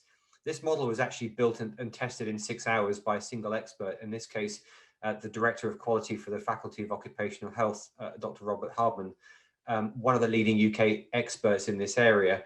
It actually took the rest of the week to get it through a clinical approval process. But actually, the person that was involved in building this, and because of the time that was involved, we sort of helped them, but it was a very creative and rewarding process.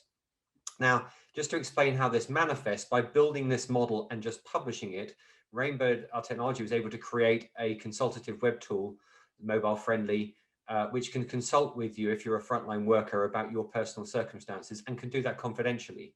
Now, nobody's scripted the questions that this tool asks you.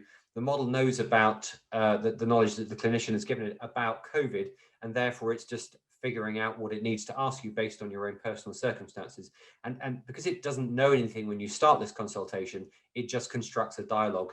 You tell it how to ask nicely, but it fills in the gaps in its knowledge to get to a conclusion. It then, in this case, produces some PDF reports that go off to different audiences with instructions as to what they should do. So in this case, a report for the manager tells the manager how to mitigate your risk without telling them why. So they're not, you're not revealing the confidential medical information, which in peacetime they have no business knowing, but producing a medical version of the report that can go off to occupational health. This is only possible. And actually, this is one of the simplest things we've probably ever created that may well have saved lives. It's only possible because we can now simulate being able to make complex inferences, the sort of inferences that humans makes. Now, this idea came from a clinician, didn't come from us, came from a clinician. And the fact that in this case he was involved is really important because these tools that we providing, and Rainbow is just one of those, have gradually become more and more democratized to the point where non-developers can take advantage of them. There's a proliferation of them out there.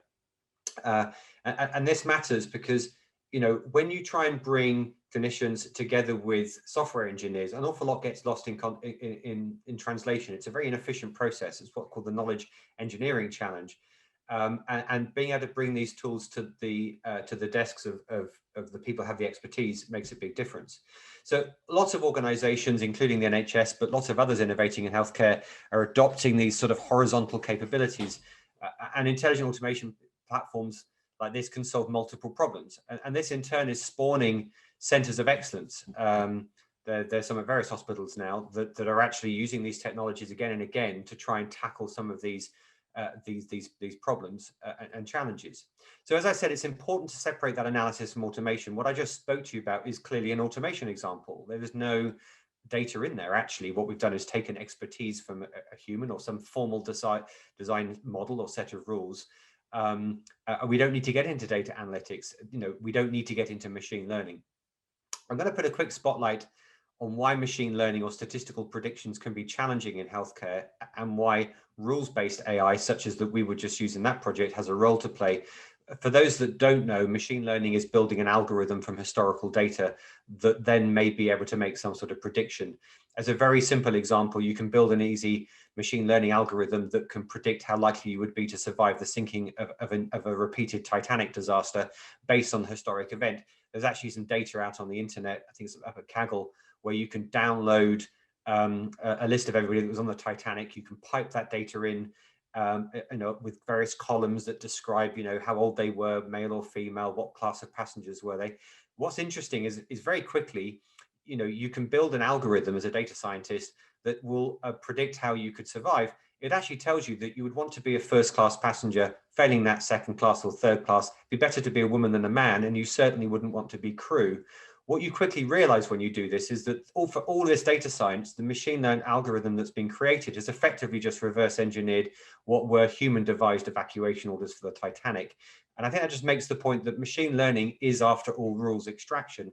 Of course, when we're using it at scale, we're trying to extract knowledge that's not evident. But quite often it's extracting things that were human designed in the first place, even if we don't understand how those rules were created.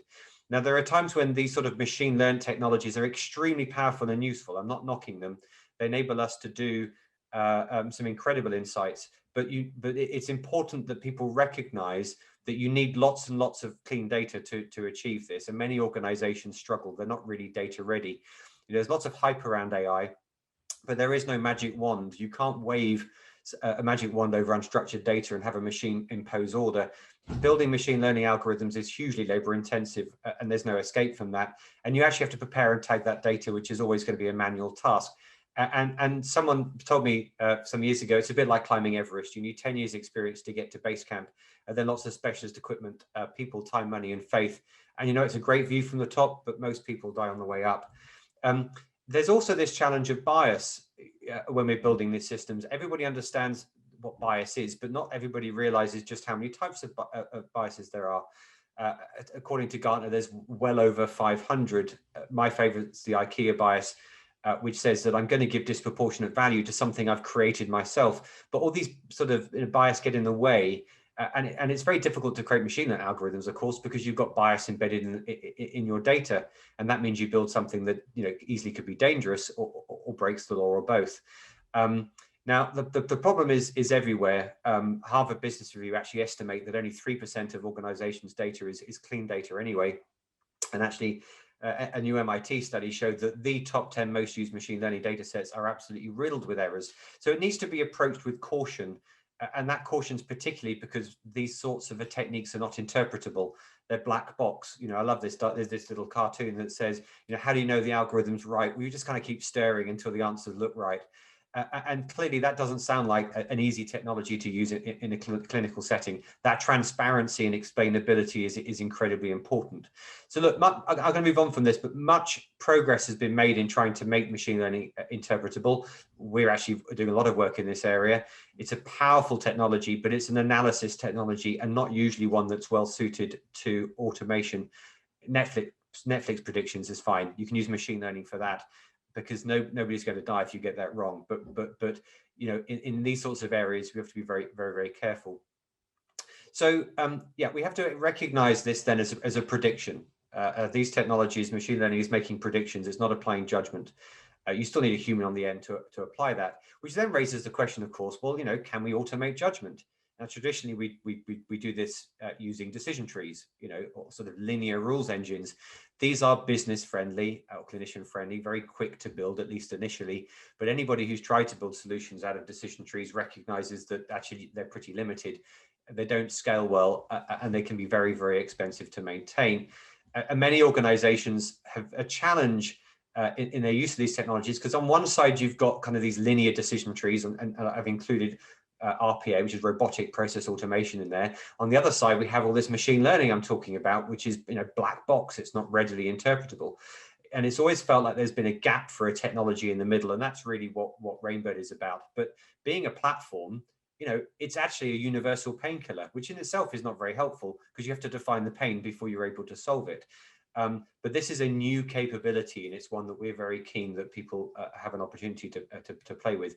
So, we're a decision automation platform, and that's exciting to us, because to some extent, synthesizing human decisions is, in an explainable and ethical way, is really at the forefront of AI research. So as I've already explained, it's now possible for non-developers to build these more holistic representations of knowledge and turn those into apps or websites or tools. And if you think about it, the reason why anybody can do this is, when you want to build these models out of knowledge, it's effectively a linguistic model. And we all speak a language. We may not recognize quite how that's structured, but it's something that we can all do. We all make 15 to 30,000 decisions a day. We have rules in our head, which are the result of our formal education and our experiences. We seek data, we make inferences. It's a mathematical process, and it's one that can now be replicated by machine. And what's powerful about this sort of technology is that if it doesn't have all the data, it doesn't break. It just asks you questions exactly like an expert would if they were trying to make a judgment, say a GP. And once you've built these models, you can kind of knock the bias out of it and then provide it to others who are using it to augment their decision making, and then you're insulating yourself from user bias. But there's also this thing called noise that gets in the way. We can be tired, hungover, stressed, and frankly, we're just not very good at propagating probabilities well in our minds when we make decisions, because probability is counterintuitive. 2/3 of oncologists can't correctly state the chance you're going to have cancer after a positive mammogram, because they can't shuffle the difference but recognize the difference at the moment between prior and posterior probabilities. Even the most experienced radiologists make contradictory judgments 20% of the time when seeing the same GP. The answer to this actually is algorithms, as people like, the Nobel Prize winning philosopher Daniel Kahneman says. You should read his new book, by the way, called Noise, which is exceptionally good. So look, coming up to summary then, remember we're talking about a platform that can automate or augment humans on almost any topic. That COVID example is just one. We're very busy trying to build blueprints for a range of solutions using this technology. Some in healthcare, for example, triaging the very big backlog waiting list, trying to look at those lists to see whether or not harm is being done. But there's an infinite number of possibilities. Anywhere where you rely on humans to make decisions, where an auditable decision support tool can make a difference. Now, the big exciting news we've got is we've just launching, it's in sort of closed beta at the moment, but opens up next week, something called Rainbird Community, which is a place where people can get access to the technology for free and collaborate with others to explore and build projects. You know, what you build is encrypted, it's yours. We're not making any claim to any of that. So if you're interested in any of that, then please do reach out to me for access. I'll repost my contact details. So the formula that I was talking about that lets healthcare organizations achieve what they want, efficiency, improved patient outcomes, and digital products and services, is to recognize that machine learning is synonymous with prediction, but we have to bring judgment, and we have to bring ethical, transparent judgment, which means it's rules-based. And that's how you get to truly automated decisions, which really are the bedrock of many of these technical innovations. This all works best with the technology and the humans working together. What in the automation space is called human in the loop. You know, we're focused on augmenting people to be ridiculously efficient, but also, you know, to provide those better quality outcomes. So, you know, the tools are democratized. It's not something to be feared, it's to be embraced, especially because of that transparency. We've got to recognize the difference between analysis and automation and be clear what we're trying to build. But ultimately, we can do more than using data to build algorithms that we apply to humans. This sort of technology can empower human experts to start to build their own algorithms and apply that to data. And that's exciting because it's really amplifying the expertise of our very best people. I hope you found that interesting. I'll repost I've only got a panel coming up, but if you have any questions, then do let us know. Thank you very much for your time. Thank you, James. Terrific. And I mean, I heard you give a sort of slightly sort of less less hurried version of that talk last week. So thank you for cramming an absolute ton of fantastic insight and content into an incredibly short space of time. I know it's always a challenge, and I think this sort of online conference format is testing our, you know, the limits of how much fantastic stuff we can get across in a short space of time. But Dennis and I, so thank you, James, and we'll see you in a moment. Dennis and I are very keen to make this a comfortable experience for everyone. So for anyone who wants to take a short break for a glass of water or go to the loo or get a cup of tea or whatever, please feel free. We will be back formally at 12 noon, which is 4 minutes or so from now. But Dennis, reflections so far from what we've heard. I mean, it's been great, right? It's been absolutely amazing, and I think we achieved what we wanted to achieve, to listen to different parties.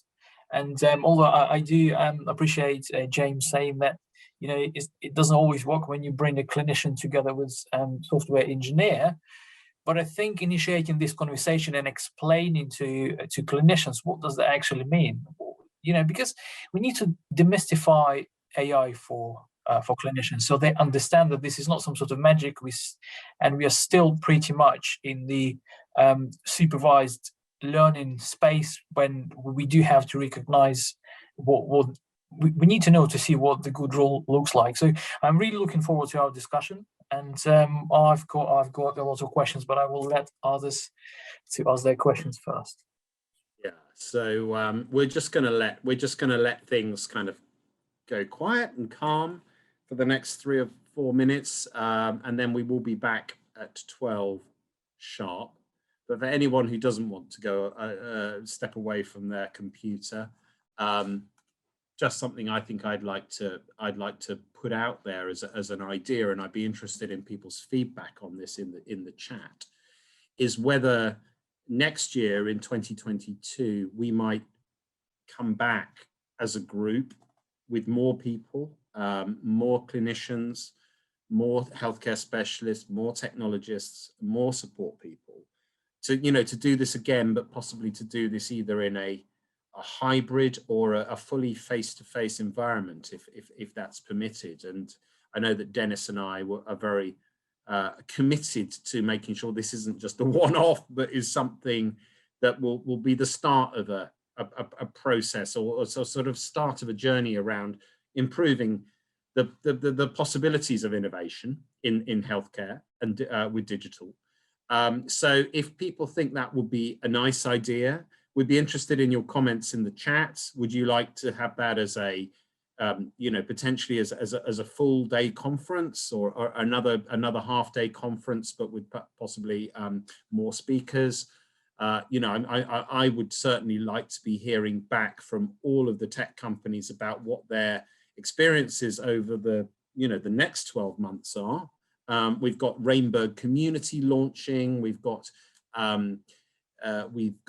e-surgery getting fantastic traction, and that's hopefully going to be a great example of how you can do innovation. We've got MySpira, we've got Engage Health. They're all I think inspirational examples of how you can get it right. But that process is a continuing thing. It doesn't stop. It hasn't stopped, and you know, there's more to come.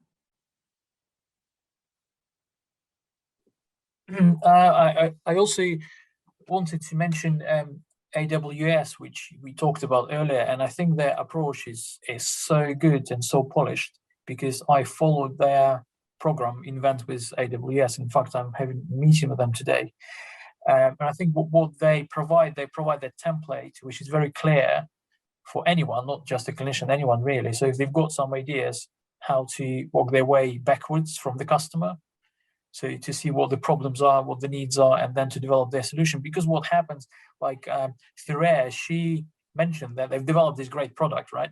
And then they at one point realized, well, actually, no one is buying that product. So you have to rethink and decide what would people really want, because you have to think who your customers are, who your users are, which is not always the same. And so I think this was a great point, actually.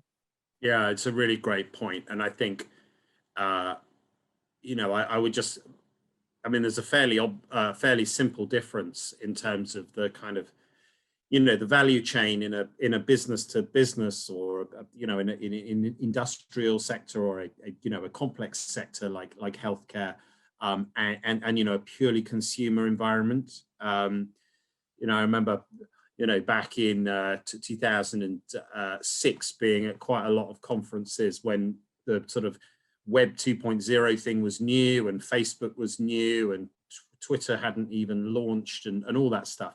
And at the time, you know, venture capital people were all talking about this term frictionless. It was all about creating frictionless platforms.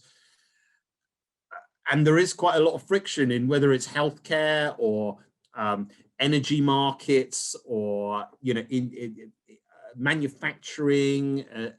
You know, they're all complex markets, and one of the reasons why we wanted to focus today on healthcare is that we just see so much opportunity if it's done right, and there is a collaborative approach.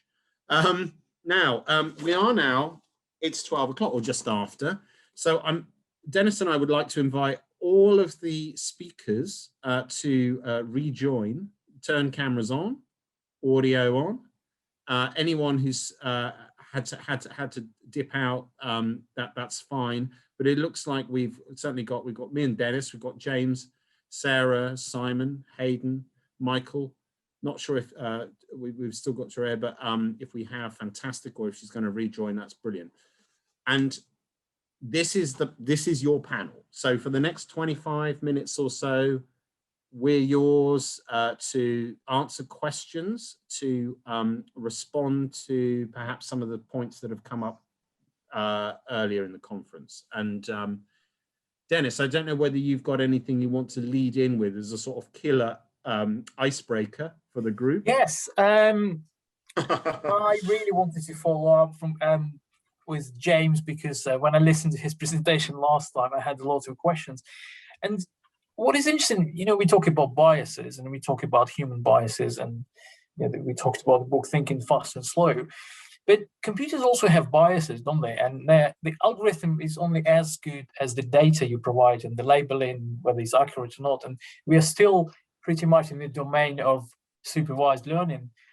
You know, yes, you can use techniques to cluster data and extract some interesting insights. But what do you think, James, about biases, computer biases? How do we overcome these biases? Do we introduce some, not necessarily new, but I mean, one of the approaches can be used ensemble, where you can use different measures like voting system, which decision is right, which is not. What do you think is? What do you use personally with your solutions? Yeah, so we obviously come at this whilst what I was talking about today, and obviously in the talk that we were both on last week, is this very human-centric, human down rather than data up piece. But ultimately we get involved in both. So let me just start with the human down. Quick answer on that. Bias is everywhere, and you can't avoid it. What you can do is try and make it visible, and then make conscious decisions about whether or not you want to try and diminish that. So if you're building a sort of a knowledge graph or knowledge map type model that we're doing, and you have a whole bunch of test data, so you're effectively saying, look, based on the kinds of decisions that, let's say, clinicians make or administrators or whichever type of process you're looking at, I would expect this model to produce certain answers. Then being able to actually, you know, because if you visualize that as a map, the technology is walking that map on every single transaction to try and get to an answer, and therefore leads a trail that is a perfect explanation as to the rationale as to how that was reached. And if there is therefore bias in that decision, you're able to surface it and then therefore make some conscious decisions to make the model. I think what you're describing then is, which is absolutely the bigger challenge, is when you're building these algorithms from data, because there is so much bias effectively hidden in that data. That's much more challenging. So yes, there are ways. One of the main things that we do is that when we're building in our what's called an auto ML platform, so it's a way of doing machine learning without having to be a data scientist. You're throwing your data, you're telling it what's important to you, it's doing engineering and cleaning that data, it's building a bunch of models, it's testing them on some segmented data to see how they perform, and then it's writing you a 35-page report that's trying to explain what's going on. You're surfacing the engineering features within those algorithms, even if it doesn't know what all the labels are, in a way that's trying to make people who are not data scientists understand what's going on. And then obviously there are various different ways of doing sort of feedback to say that actually, that decision is wrong. Then being able to figure out what were the correlations that I used in that case. I think ultimately what I'm interested in the longer term is how do you take these statistical methods based on data, because they're predictive and they're always going to give us insights that we don't have, and the human down expertise view and capture those both together, so you have a hybrid. So you have digital human oversight of a statistical algorithm. But bias is always going to be a challenge for us. It's always going to be a challenge. I think, as I mentioned, Daniel Kahneman's new book, Noise, it's definitely worth reading. But noise is causing more problem in human decision making than bias does. And noise also is something that algorithms solve. So I think it's the two of those together we've got to focus on. Soraya, I think you want to come in on this. Yeah, I can give you a real world example of that. So we use some machine learning AI and some decision trees in our prescriber safety assistant. So it's essentially just a logic check to say, should the prescriber pay more attention? Is this okay to be sent out? Should it have some follow-up questions? And what we noticed was, understandably so, people who provided names that were shorter than a certain number of letters were being unfairly scrutinized as potentially not being real people, because more often than not, if someone provided us an initial and then a surname, or a few letters and then a surname, it was because they were using a nickname. However, that actually inadvertently discriminated against a very significant proportion of one ethnic minority that had names that actually fit that category. And without being able to actually see the logic of that, we would have never noticed it. But also, very interestingly in this, we then realized some of our human-centered approaches were actually certain individuals of a different group with very long-sounding surnames were being discriminated against from a specific prescriber based on very kind of personal opinions. It was something very, very minor. It didn't actually affect their ultimate outcome, but it just meant there was an individual second step for them to actually access their medication. And we would have never noticed that. The numbers were so small in comparison to the huge amount of data that until something then told us actually anything above this amount of letters is having this additional follow-up step. And the rules have been created that anyone with that, with names that were that long, would have this step introduced. We're like, wait, that makes no sense. Then you look at it, you see the orders that have come in, the people who've requested those medications, the factors that have gone into that, and you're like, oh, this is really fascinating. Small educational piece, that's all gone. But without that element of machine learning AI, we would have never spotted it.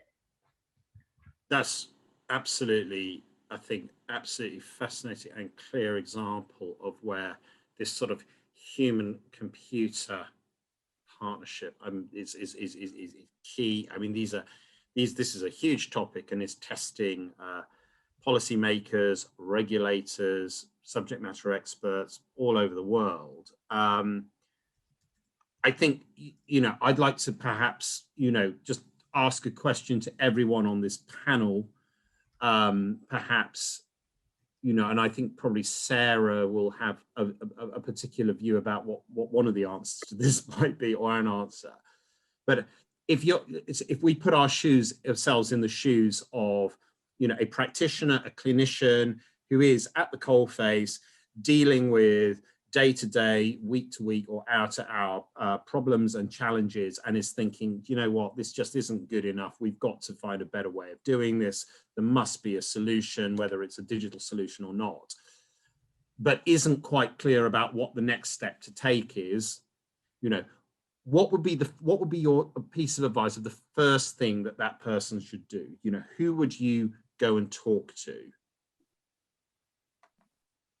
I can start, but I'm entirely biased, but I would contact Eastern EAHSN or any of your other local EAHSNs and pose that challenge to us. I wrote in the chat that we recently had that challenge from a mental health team leader who was working in Hertfordshire in the eating disorder services, who said that they had a particular challenge when people moved to a university and trying to find the local community mental health teams. And we just managed to design a solution for her. So we have a little portal where healthcare professionals can present challenges to us, and then we can go away and think about how to support those healthcare professionals. But I am entirely biased. That's great. That's great. Who else? Who wants to come in? I just want to add to that, if I may. Just a quick point coming back to the previous conversation is wait until the health insurers start getting involved. And the health insurers are asking us to behave in particular ways in conjunction with digital assist, because that's really going to be a motivator for the marketplace. But coming back to your question, Tim, yeah, I'm hoping that actually the GP Fed, general practice at scale organisations, provides a conduit and works collaboratively with Sarah in order that we can tease out what's going on at the coalface and unleash the talent. Okay, great answer. Anyone else want to sort of put in a contrary viewpoint, or just to sort of, you know, I mean, I absolutely agree. Eastern EAHSN seems like a great place to start.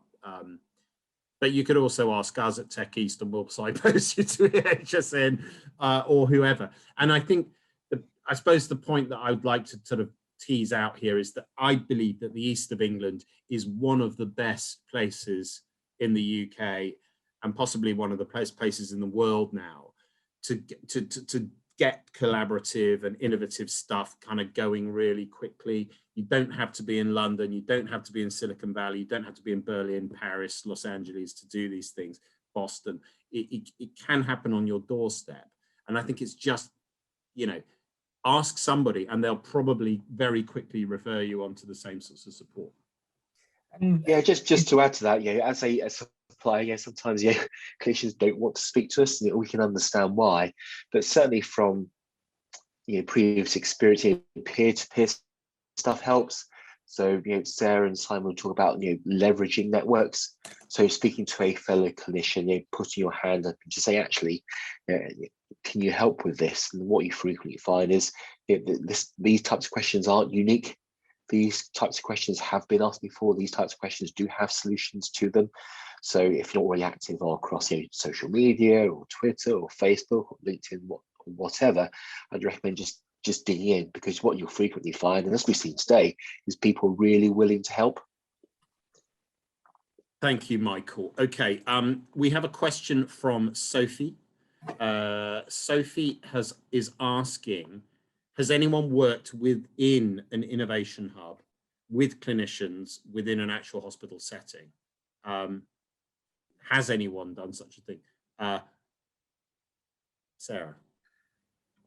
Eastern EAHSN has previously had innovation leads within within some of our key providers, but currently we're trialing a model where we have our innovation leads within the ICS systems, recognizing that we're having many more kind of system conversations and system solutions, that we were hoping that that model of having an innovation lead to network and to kind of dig down to those clinicians might be a great model for the future as well.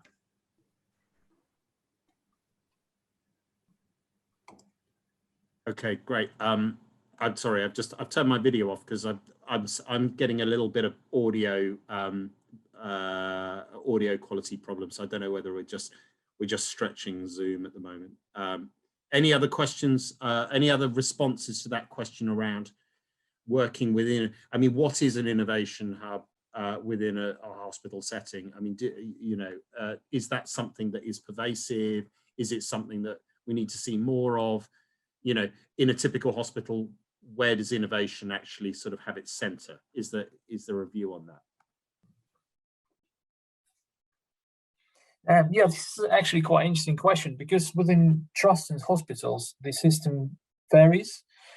Some trusts, they have clinical innovation leads. Some trusts, they have clinical chief clinical information officers who actually their job is different because they're responsible more for sort of data we gather, but they end up actually being responsible for digital innovations as well.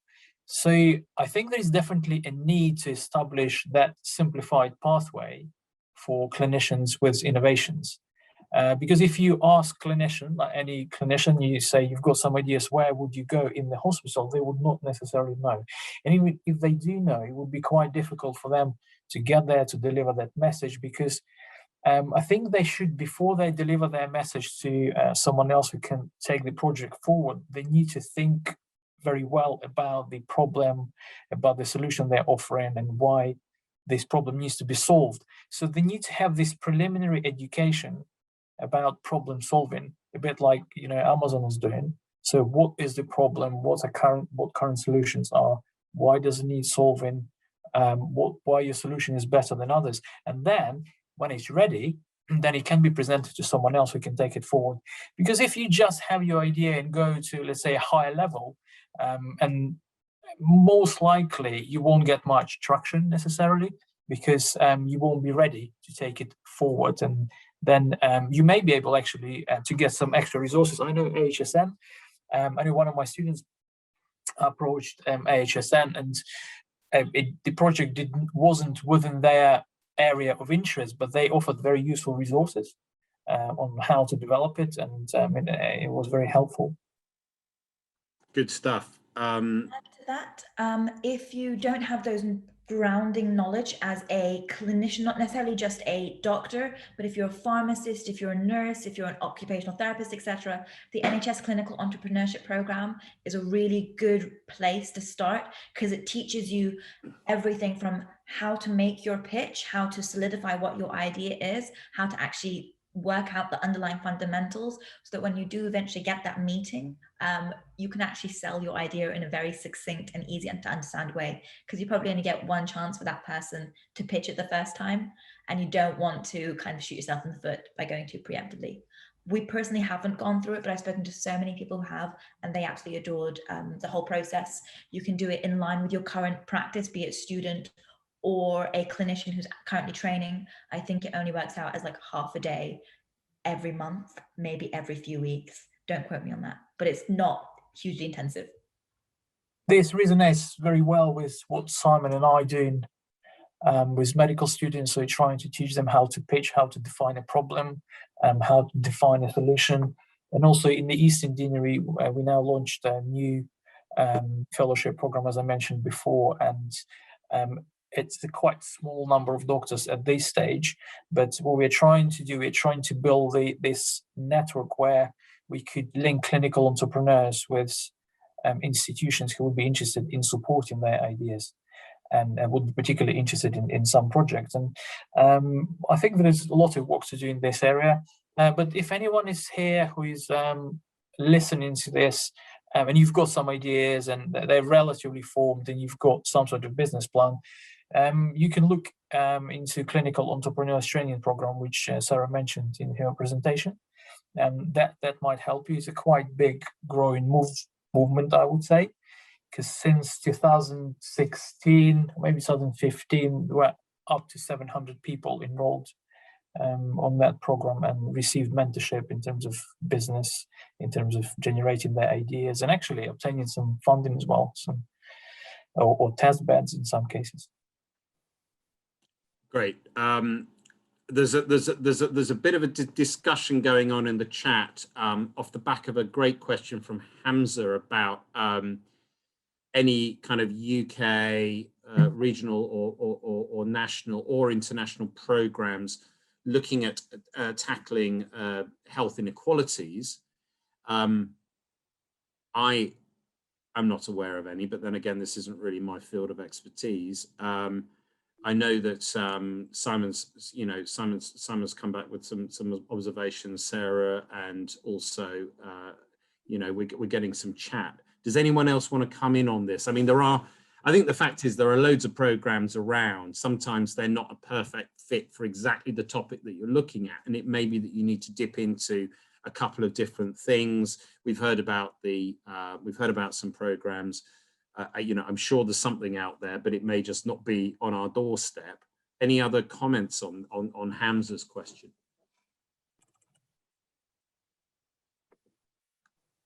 I mean, Sarah's responded to say, at Eastern EAHSN, they tried to ensure that no project, widens health inequality. But in terms of actually directly tackling this, I think we talked about Gates Foundation stuff. I mean, basic start. If we can find something, we'll let you know. But Google it and spend 15, 20 minutes really digging into that question around sort of digital. There are, James knows all about kind of accelerator programs. So Rainbow was in Techstars, one of the world's biggest accelerator programs.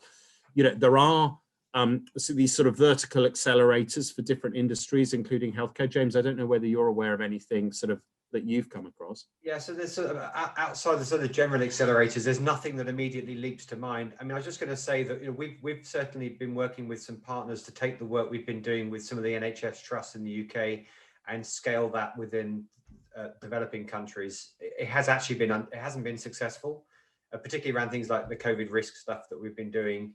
We've offered to fund its international use free of charge, but actually trying to scale. We did that with some partners that are on the ground there, and actually just ran into a whole bunch of corruption and really struggled.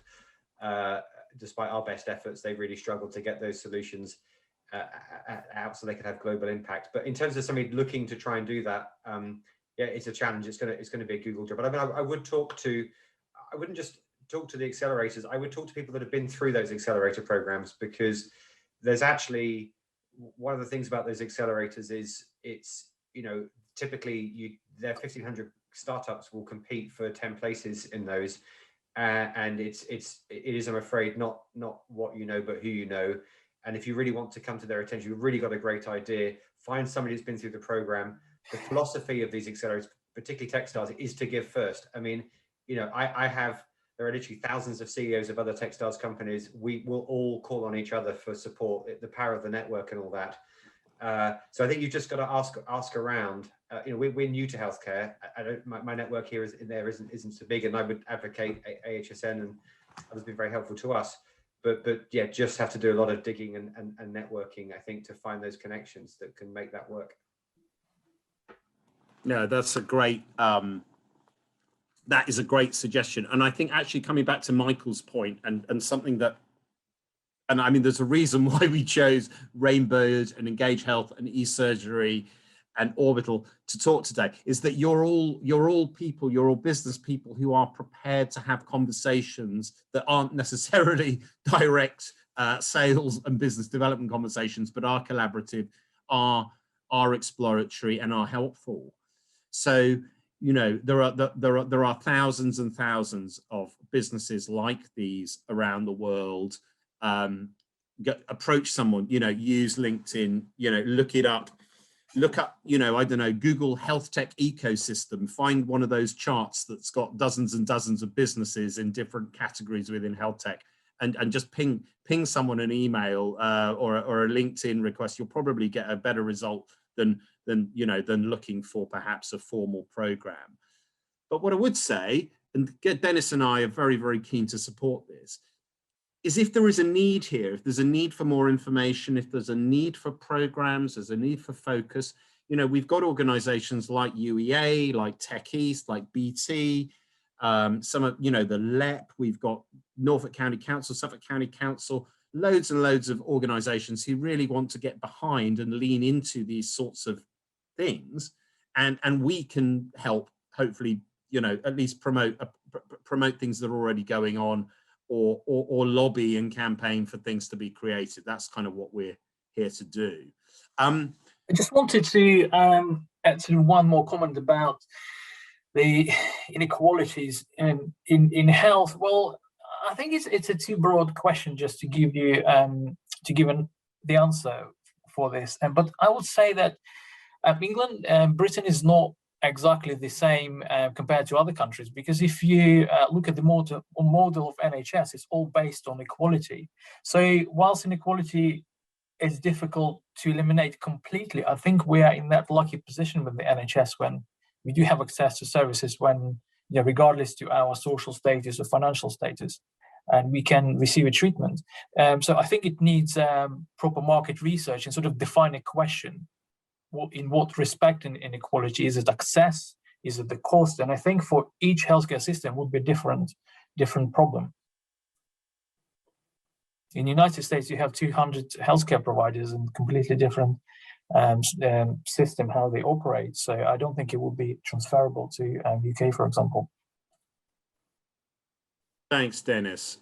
Well, look, we are kind of rapidly approaching the end of this mini conference.